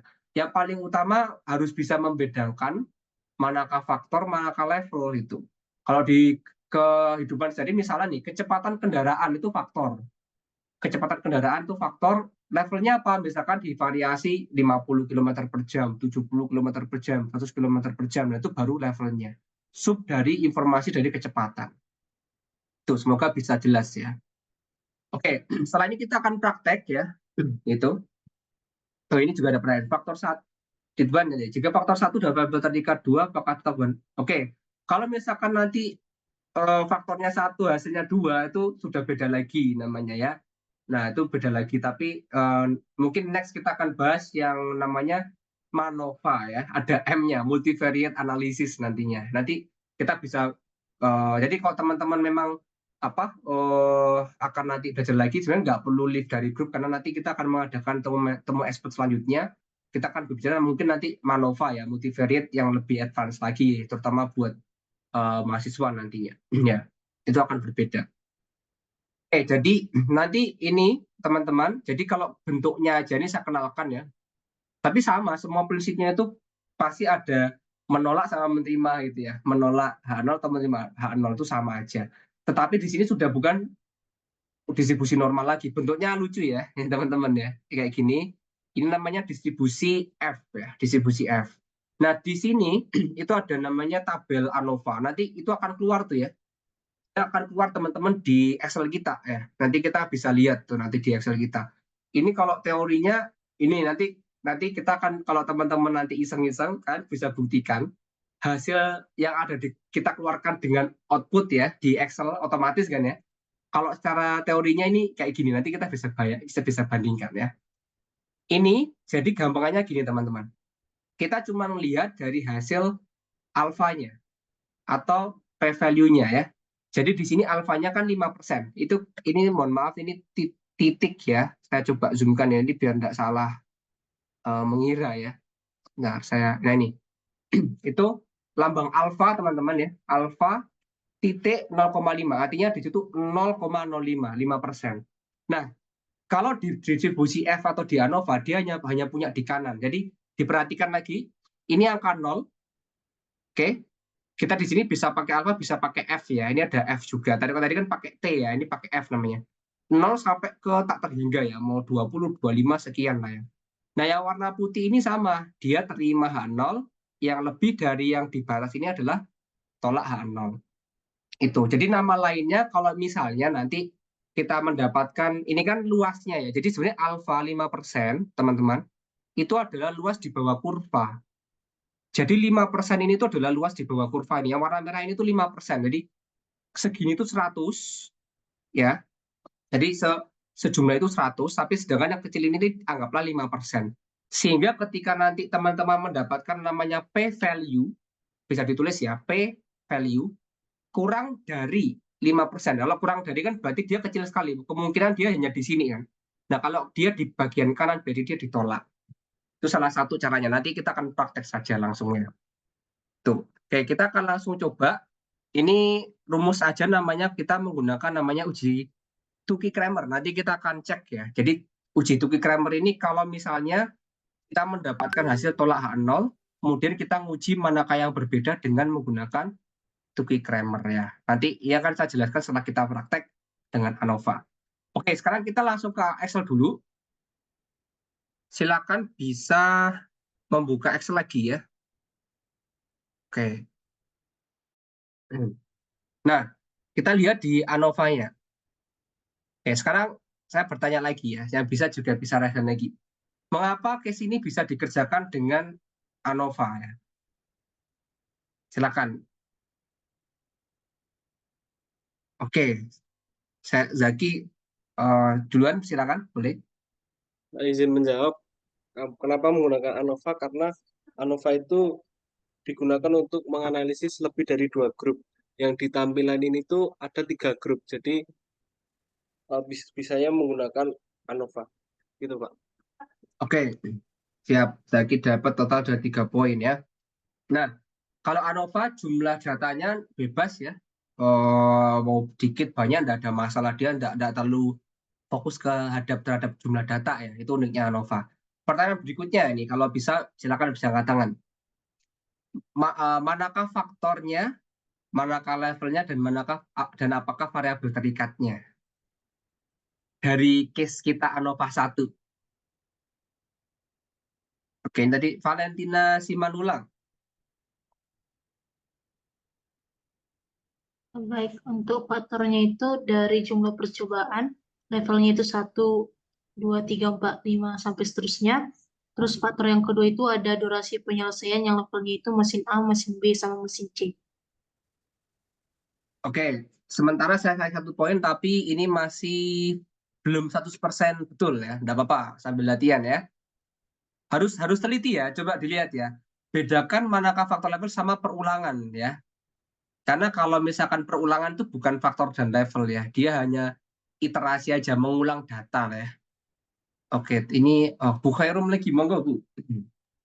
Ya, kalau menurut saya ini untuk faktornya itu durasi penyelesaian, untuk levelnya mesin A, mesin B, dan mesin C, level penyelesaiannya. Variabel terikatnya terus apa Ibu? Variabel terikatnya adalah waktu penyelesaian. Apa ya? Iya, Oke, salah tambahan 1 poin, 5 poin. Oke. Sekarang saya ke Ridwan. Oke. Terima kasih Mas. Jadi kalau faktornya jenis mesin, levelnya mesin A, mesin B, mesin C, terikatnya durasi penyelesaian. Yes, oke, akhirnya Ridwan betul dapat 2 poin ya. Nah ini jadi uniknya ANOVA itu kita harus tadi kalau sudah sering berlatih, insya Allah akan ini ya, akan sudah mulai terbiasa. Jadi memang perlu kebiasa ya. Jadi jangan sampai salah ya, karena di sini gampangnya gini, kita sebenarnya tujuannya apa itu ya? Kita pengen, misalkan saya orang perusahaan, saya pengen membandingkan manakah mesin yang terbaik, yang tercepat untuk memproses gitu ya. Misalkan ada mesin A. Nah, mesin A, mesin B, mesin C ini di running nih. Mesin A di running sampai 20 kali hasilnya ini, mesin B di running 20 kali hasilnya ini, mesin C hasilnya ini gitu ya. Di running itu dioperasikan gitu ya. Nah, sesuatu yang bisa diukur berarti namanya variabel terikat. Tadi kan kita ngukur durasinya kan, durasi waktu kan bisa diukur. Berarti variabel terikatnya durasi penyelesaian. Nah, faktornya apa? Nah, kalau kita di sini levelnya adalah mesin A, mesin B ya, berarti faktornya jenis mesin. Di sini ada ini ya, jenis mesin ya. Oke. Sekarang kita coba langsung saja tanpa menunggu lama, silakan bisa ke data, kita ke data analisis ya. Kemudian pilih. Nah, di sini karena tadi kita hanya punya satu faktor yaitu jenis mesin, ya, jenis mesin, maka kita menggunakan ANOVA single factor di situ ya, atau one way ANOVA. Silakan bisa diklik. Nah, sebentar saya share screen yang ini ya, biar takutnya nanti nggak kelihatan. Oke, terus kalau sudah akan keluar seperti ini teman-teman, silakan bisa diinputkan range-nya. Ya, saya blok, perhatikan, saya blok dari tulisan mesin A ini, mesin A, mesin B, mesin C ke bawah sampai yang di sini.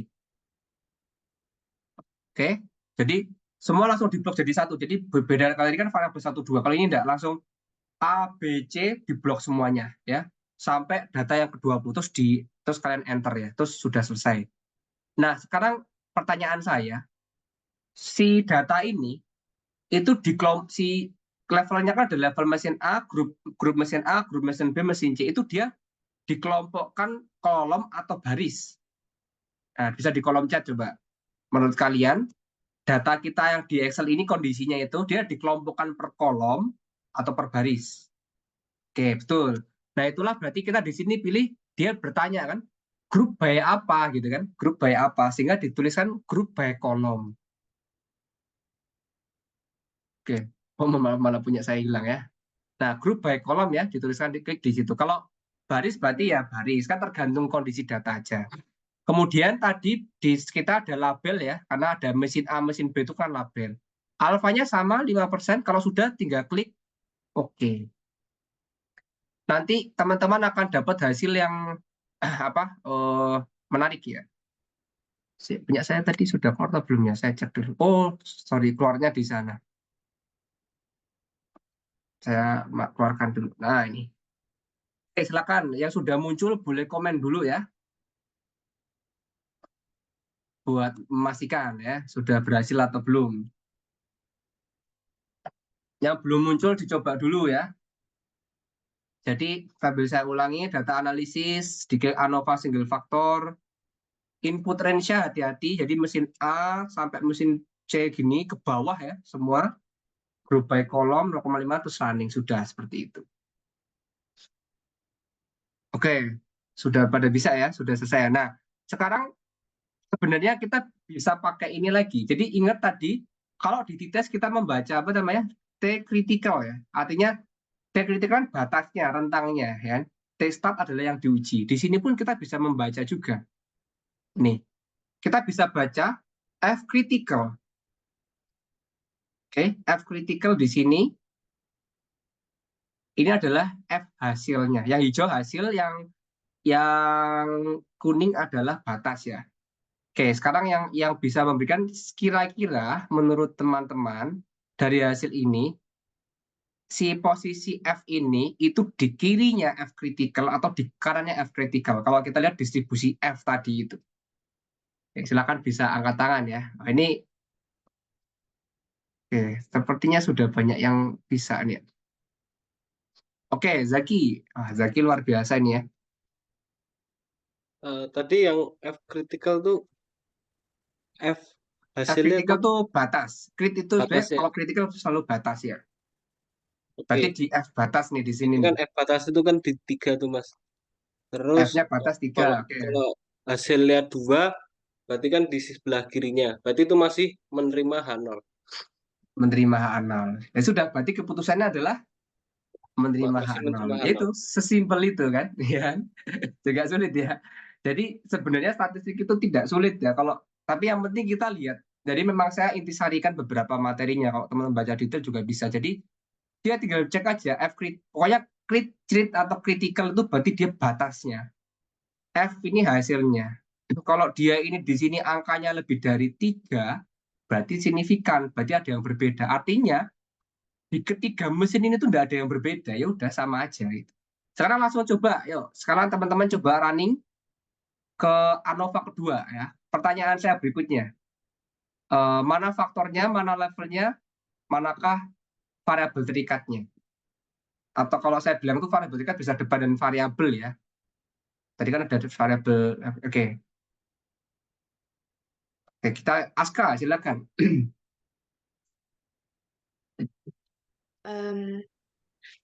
Itu faktornya metode pembelajaran.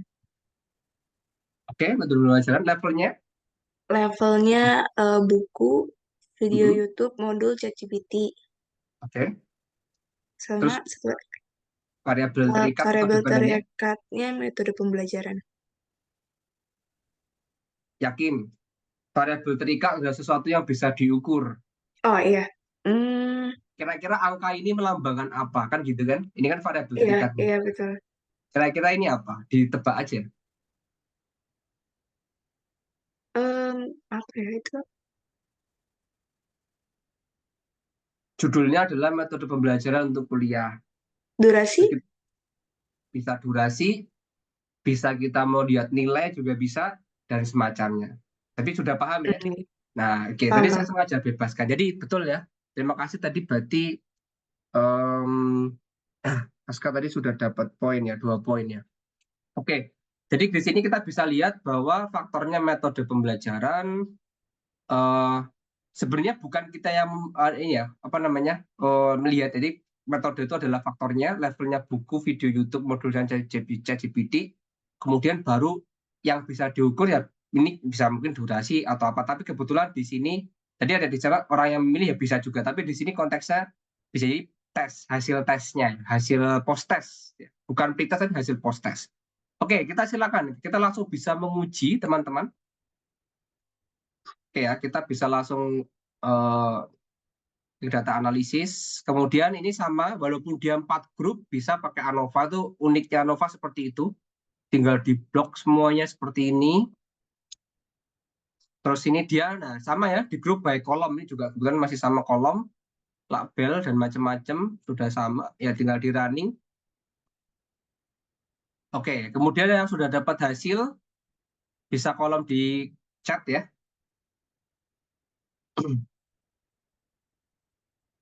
Oke, sudah semua ya. Oke, silakan kira-kira dari hasil ANOVA ini ada yang ingin coba memberikan interpretasi keputusannya apa? Apakah menerima H0 atau menolak H0? Oh, partisipannya. Oke, Valen ya. Valen nanti terus Fahri ya. Valen dulu. Oke, silakan Valen. Untuk sini kan untuk efek kritikalnya itu 2,7 sekian, sedangkan untuk F-nya itu 4. Jadi ini masih tidak menerima H0. Oke, kalau versi Valen, kalau Valen keputusannya tidak menerima H0. Oke, sekarang kita coba tadi saya sudah sampaikan ke panggil Fahri juga. Oke, silakan Fahri. Pelajar ini pasti Fahri. Saya izin menjawabnya. Oke. Ya, mohon maaf kalau salah, soalnya saya juga baru belajar SMA. Oh, tidak masalah. Jadi untuk F kritikalnya tadi kan 2,76. Dan untuk value F-nya 4,87. Jadi berada di kanannya F kritikal, yaitu menolak H0. Betul. Berarti keputusannya adalah menolak. Berarti Fahri mendapat 3 poin ya. Selamat Fahri ya. Baik. Di situ kita sudah dapat poin dan itu kita senang banget kalau kita bisa menolak H0 ya. Ini menolak H0. Nah, karena pertanyaan berikutnya adalah terus manakah yang berbeda gitu. Sebenarnya kita bisa pakai uji Tukey Kramer ya. Nanti kita bisa praktek di berikutnya. Aslinya gitu. Tetapi di sini kita bisa lihat kalau misalkan selain keputusannya, kita bisa lihat di sini. Ini ada p-value juga, teman-teman. Tadi kan kita pakai alfa sama dengan 5% kan? Nah, ini kalau kalian mau lihat yang p-value itu juga bisa sama. Selama ketika p-value kurang dari 0,05 atau 5%, berarti si H0 ditolak. Nah, bisa ditulis tuh ya di punya kalian. Jadi bacanya bisa pakai F-nya, bisa pakai P-nya. Kalau pakai p-value, ya udah. Ketika p-value kurang dari 5%, maka dia juga ditolak. Karena kita tadi nulisnya 5%. Ya, kita menentukannya 5%. Nah, kalau di sini berarti, kalau dia sudah bilang, oh berarti ada berbeda. Nah, kalau ada berbeda, kita harus menentukan. Nah, kalau di sini, ya, kalau ini ya, kalau kita nguji, nanti kita harus nguji namanya Tugu Kramer ya. Kita nguji Tugu Kramer dulu nantinya. Nanti kita baru tahu manakah yang berbeda. Tetapi kalau dari hasil sementara ini, gampangannya gini teman-teman. Karena ini hasil post-test misalnya, kita selalu berharap berarti nilainya rata-rata yang paling tinggi kan. Nah, nilai yang paling tinggi adalah si modul. Average-nya nih. Nah, berarti dia bilang, ada loh perbedaan yang signifikan, gitu kan. Terus, mana yang berbeda signifikan? Nah, di sini kita tinggal pilih mana yang paling tinggi, 8,2 ini. Itu. Nah, nanti kalau memang kita berikutnya, kita akan belajar namanya Tugi Kramer ya. Jadi Tugi Kramer ini untuk membuktikan beneran enggak ya modul ini memang dia yang paling berbeda atau enggak. Tapi kalau dari sementara visual kita, kalau di sini memberikan kata menolak H0, manakah yang berbeda ya ini. Si berbeda ini berbeda itu maksudnya dia punya nilai yang tinggi atau rendah kan, bisa rendah bisa jelek gitu kan, bisa bagus bisa jelek. Tapi kan kita pilih yang bagus. Nah, modul ini yang bagus jadi 8,2 sekian. Oke, itu sebagai ini ya, ANOVA-nya. Baik, kita akan lanjutkan. Untuk masih ada korelasi regresi, ini singkat ya, kalau korelasi regresi. Oke, itu ANOVA sama TITA sudah. Kita ke materi 3. Ini sangat simpel ya. 3 sama 4 ini menurut saya uji yang paling mudah dan paling menyenangkan ini ya. Paling mudah dan menyenangkan. Jadi kita menggunakan namanya uji korelasi atau menguji hubungan ya. Menguji hubungan ini bisa menggunakan metode yang paling sering digunakan adalah Pearson ya. Namanya adalah metode Pearson. Nah, teman-teman, dalam menguji Pearson itu kita punya beberapa, ini kurvanya bisa dilihat ya. Jadi apa namanya? Kurva linear, berarti linear itu lurus ya. Bentuknya lurus, ini lurus ke atas, ini ada sumbu Y sama X gitu ya. Kalau di sini kan kalau kita baca semakin X-nya tinggi, banyak Y-nya makin tinggi kan gitu ya. Ya kan? Ini berarti hubungannya apa? Positif kan? Karena X-nya naik, Y-nya naik. Kalau yang ini X-nya naik, Y-nya turun, berarti dia hubungannya negatif, tapi sama-sama linear. Kalau ini kurva linear ya, dia kayak bentuknya itu kayak pelangi ya, terus ini U dan macam-macam. Nah, kalau berbicara manakah yang punya hubungan yang kuat, kalau misal dibuat grafik ya, yaitu adalah yang dia, ini saya zoomkan di, nah ini, oke, yang hubungannya paling kuat adalah ketika dia di sini adalah nih, yang dia rapat, ya ini kan renggang kan, nah ini adalah hubungan kuat tapi dia sama-sama positif. Jadi kalau X-nya itu bilang positif, Y-nya juga positif. Ini X-nya positif, Y-nya menolak, jadi Y-nya negatif. Jadi kalau misalkan kayak cinta bertepuk sebelah tangan gitu ya, ya ini kayak gini ya. Jadi X-nya berjuang, Y-nya menolak. Nah itu, ini di sini nih. Terus kalau yang ini weak ya, ini berarti lemah karena dia renggang sekali ininya. Ini kalau di gambarnya. Nah, jadi kan kalau renggang gini kan kita nggak bisa analisa lebih lanjut. Nah, sekarang hari ini kita akan praktek akan hal yang menarik. Nah, kalau ditanya manakah yang paling kuat, sebenarnya korelasi kita bisa pakai namanya tabel Pearson, karena Pearson ini metode untuk lihat korelasi. Hipotesisnya simpel sekali, teman-teman. Ini lambangnya rho ya, kalau saya bilang itu bisa jadi rho ya. Ini lebih ke melihat hipotesis tidak ada korelasi sama enggak, cuman gitu aja. Jadi sama dengan 0 atau tidak sama dengan 0 gitu. Kalau sama dengan 0 nggak ada korelasi, kalau tidak sama dengan berarti terdapat korelasi gitu. Nah, terus di sini kita bisa lihat kalau tadi dia ke bawah berarti dia negatif kan hubungannya. Berarti kalau dia negatif di sini R-nya juga negatif. Kalau dia tidak ada hubungan R-nya 0 ini, R-nya 0. Kalau dia positif ini, dan yang paling tinggi selalu plus minus 1. Jadi range-nya namanya Pearson korelasi itu min 1 sampai 1. Jadi kalau kita lihat ini di tabel ini kan positif semua, tapi ini nggak berlaku hanya positif ya teman-teman ya. Nih, jadi dia bisa minus, berlaku buat minus. Misalkan min 0,8 sampai min 0,1 itu bisa juga. Dan very high correlation itu angkanya 0,8 sampai 1,0. Kalau dia 0,2, 0, ya low correlation. Kalau 0 ya enggak ada kan gitu ya. Nah, itu di situ. Dan hubungan ini bisa positif sama negatif ya. Tolong di note di situ. Oke, sekarang kita langsung karena di sini kalau korelasi sebenarnya lebih banyak praktek ya. Ini teorinya di sini, kita langsung coba praktek teman-teman. Sudah ada datanya juga ya. Karena lebih mudah ya kalau ini ujinya. Oke, silakan teman-teman di situ bisa cek ya. Kita di situ ada sebuah data produk terjual dan biaya promosi. Nah, di sini kita pengen lihat. Jadi kita misalkan pengen gini, apakah ada hubungan? Misalkan nanti penelitian-penelitian sosial humaniora gitu ya. Apakah ada hubungan antara biaya promosi yang dikeluarkan dengan produk yang dijual gitu. Jadi misalnya kalau saya tuh bayarnya mahal promosi, harusnya produk saya tuh lebih banyak gitu terjualnya kan buat promosi kan.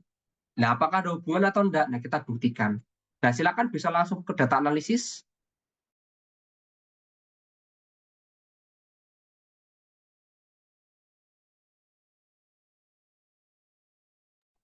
Oke, di data analisis sini ini lengkap ya. Jadi kalian punya toolpack ini bisa dipakai untuk banyak hal ya. Klik yang correlation ya, teman-teman. Correlation. Nah, sama input range-nya simple. Masukin saja di sini kayak tadi ya, produk terjual, biaya promosi di blok semua ke bawah. Klik enter. Oke. Terus kalau sudah seperti ini ya, setelah di blok semua. Ini di blok di sini, di enter. Sama di group by column juga ya, ini ya. Terus ini nggak perlu pakai alpha 5% karena dia tidak uji hipotesis lagi di sini. Dia lebih ke uji hubungan aja. Jadi dia label first row tadi ada, sudah tinggal diklik aja ya.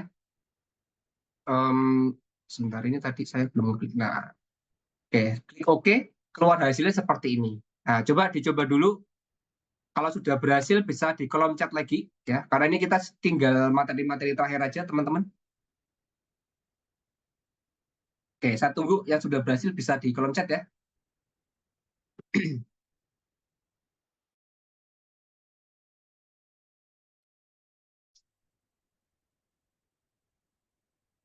Oke, sudah pada bisa ya. Oke, sip. Nah, jadi di sini kita sudah dapat nilainya. Cara bacanya gini, teman-teman. Ini sebenarnya dia hanya kayak matriks ya, seperti matriks. Jadi kalau teman-teman lihat ini, artinya produk terjual memiliki hubungan satu dengan produk terjual pasti ya kan, sama-sama ininya produk terjual dengan produk terjual, jadi dia nggak bisa dibaca sebenarnya. Jadi yang dibaca sebenarnya cuma yang ini nih, hubungan antara biaya promosi, dia kayak matriks ya, dari kiri ke atas gitu ya. Jadi ini saya kasih tanda di sini lagi. Hubungan antara produk terjual dengan biaya promosi adalah 0,93. Ingat, di situ dia hubungannya positif. Oke? Kalau dia positif berarti teman-teman, ketika saya promosi lebih mahal, terbukti berarti produk terjualnya lebih banyak. Itu maksudnya. Terus ditanya, seberapa kuatkah gitu kan hubungannya dia? Dia dicek di sini, berarti kesimpulannya adalah very high correlation. Nah, ini kalau teman-teman punya penelitian-penelitian yang nanti uji hubungan, ini sudah bisa dipakai ya dengan metode yang statistik yang menarik dengan melihat Pearson correlation ya. Nah, ini utamanya di situ. Oke, yang kedua coba lagi.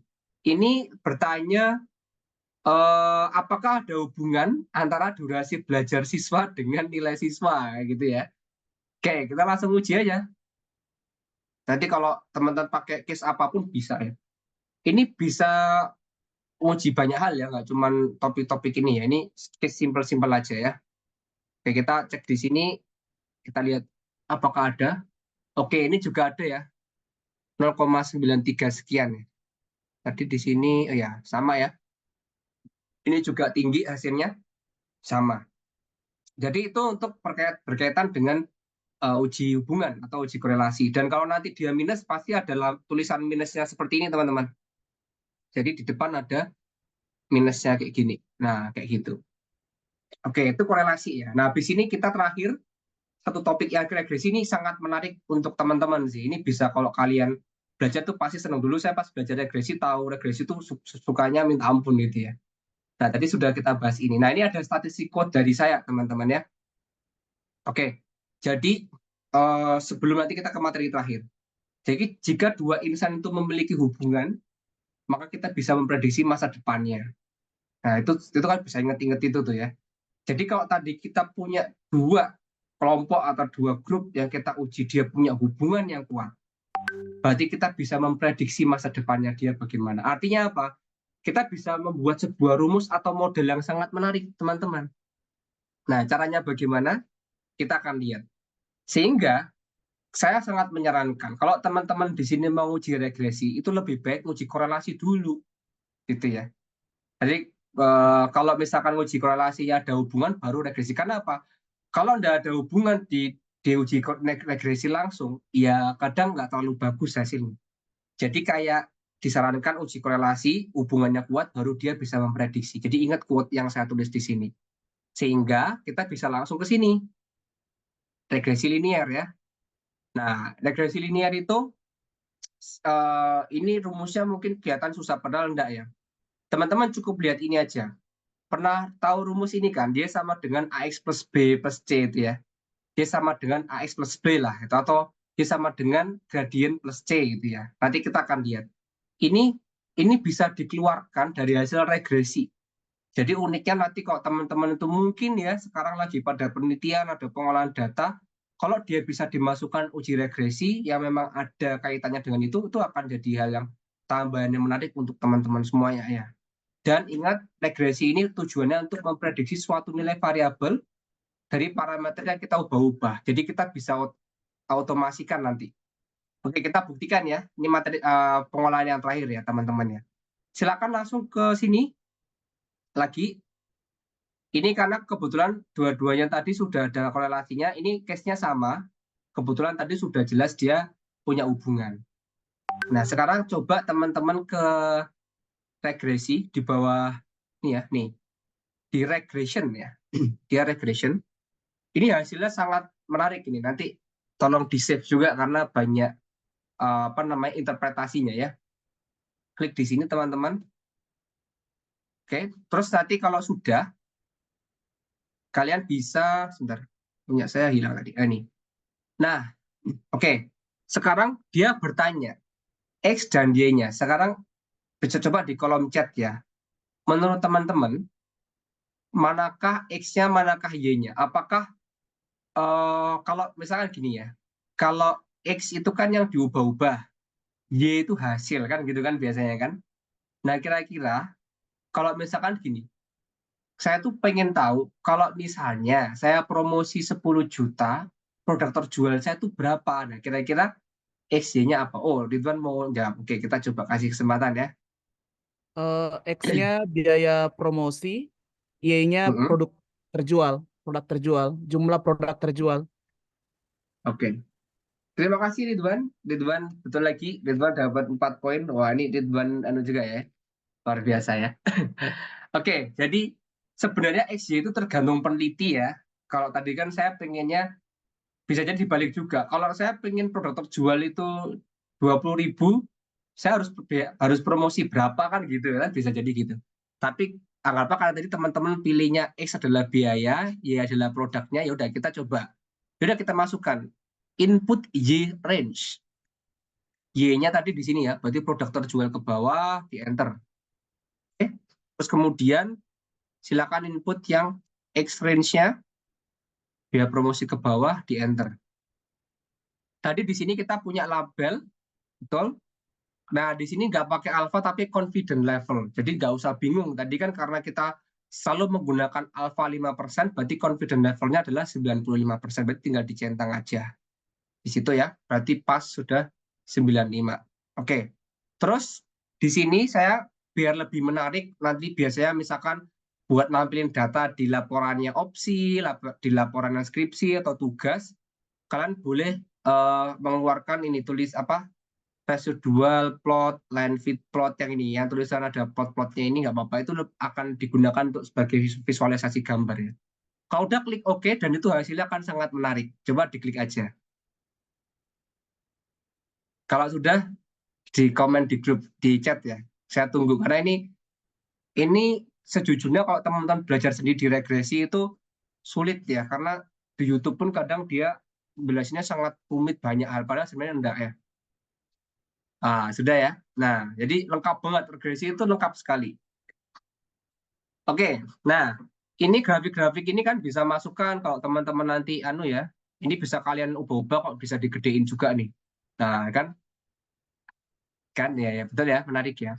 Oke, teman-teman lihat, saya akan jelaskan dulu, bisa diperhatikan, ini juga saya record sebenarnya. Yang pertama teman-teman, karena tadi kita sudah bisa membaca, ya kan? Karena kita sudah bisa membaca, maka tinggal kita lihat di sini ya. Nih, pertama ini, multiple R.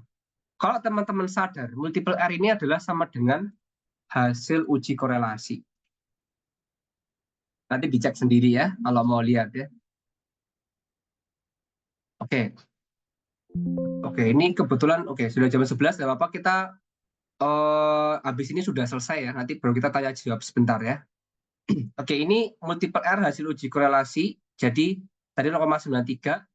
Nah, teman-teman ada namanya R square. R square ini adalah kalau kita buat dia persentase, ya ini saya kasih, karena ini bisa digunakan untuk analisa ya, jadi biar teman-teman analisanya menarik sekali. Jadi di sini saya ubah jadi persentase.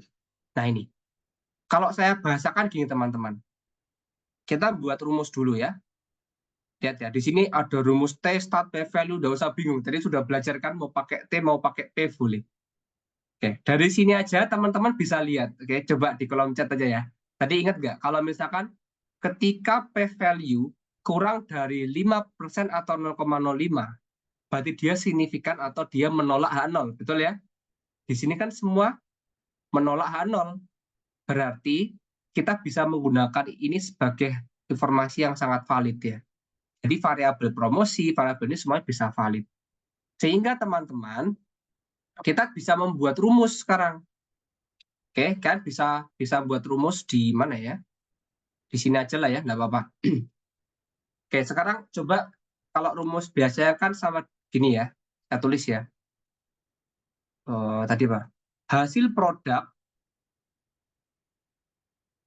produk terjual ya, mohon maaf belum tadi salah. Hasil produk terjual ini. Oke, hasil produk terjual itu kan berarti sama dengan biaya promosi kan? Biaya promosi ini tadi RP ya, biaya promosi dikali nilainya, nanti ada nilainya, nanti kita coba, X-nya ya, dikali X-nya, ditambah konstanta tadi yang C ya, tadi saya bilang, ini kan rumusnya kan kayak gini nih, kalau kita tulis. Nah, di sini sudah disediakan, kalau kita lihat di sini, jadi tinggal gini aja. Oke, ini. Jadi tinggal ditulis, ini ya, jadi hasil produk terjual, ini kita tulis langsung ya, di sini, hasil produk terjualnya.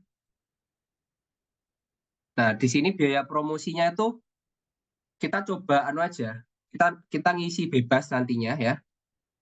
Oke, ini kita kasih 0, misalkan kita tulis di sini aja. Misal nanti di sini kita tulis, ini saya kasih di sini dulu, dikali.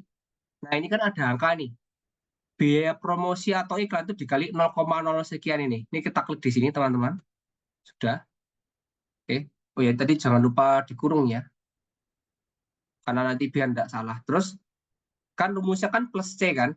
Nah, di sini kita plus ini. Ini kebetulan minus nggak apa. Plus intercept itu tadi. Jadi plus minus itu di sini diklik. Udah. Nah, ini agak teknikal tapi coba diikuti ya. Jadi kan tadi sama dengan kalau kita tuliskan Y sama dengan gradien X plus C kan gitu kan. Hasil produk terjual biaya promosi X dikali X ditambah C.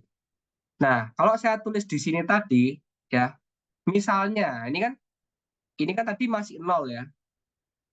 Misalkan saya punya uang ya, saya punya uang 1 juta ya. Saya ganti Rp lah di sini. Ini bisa kita prediksi. Jadi uniknya di situ. Kita prediksi ya. Misalkan saya nulis 1, 2, 3, 4, 5, 6. Nah, ini kita bisa dapat produknya sekian berapa ya. Di sini tadi contoh kalau kita lihat yang di hasil ini ya, biaya promosi terjualnya ini kan kelihatan nih ya, sampai 6 juta dan seterusnya ya. Kita 10 juta. Kalau 10 juta kita dapat berapa ya gitu ya. Kita tambah angka 0 lagi 1. Nah, berarti kalau saya punya uang 10 juta, maka saya akan dapat 4.400 produk yang terjual. Jadi dengan data yang kita punya, itu kita bisa memprediksi hasilnya. Dan ini kalau ditanya, seberapa valid model ini, lihat ini teman-teman. Nah ini. Jadi model ini itu validitasnya atau hasilnya adalah 86,51%. Jadi akurasi ya karena memang kita cuma punya data ini. Kalau teman-teman nanti ada variabel yang lainnya itu akan mendekati 100. Kalau sampai bisa mendekati 100 berarti model teman-teman bagus. Itu regresi itu. Jadi kesimpulannya di regresi kita bisa pakai X sama Y. Tadi kita sudah tentukan Y-nya adalah hasil produk terjual, X-nya kita bebaskan ya. X kan kita yang ngisi sendiri nantinya kan.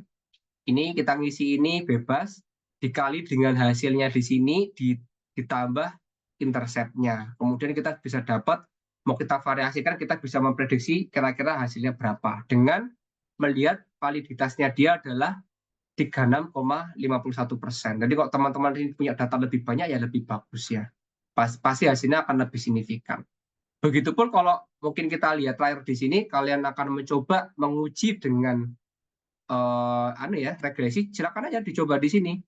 Ini tinggal di input ya. Mungkin kalau ini Y-nya adalah nilai ya.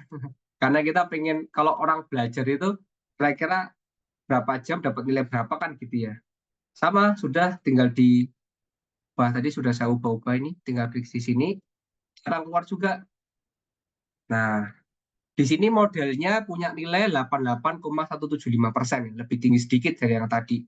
Kalau buat modelnya bagaimana? Ya udah, berarti kalau ini ya, misalkan saya buat durasinya bebas, ini prediksi nilai ya, prediksi nilai ya. Di sini sama dengan ini saya kasih di sini aja tadi kayak tadi kosong kali dengan durasi belajar yang ada di sini, ya kan? Terus saya kurung karena biar enggak salah, ditambah sama lagi intercept-nya. Dah.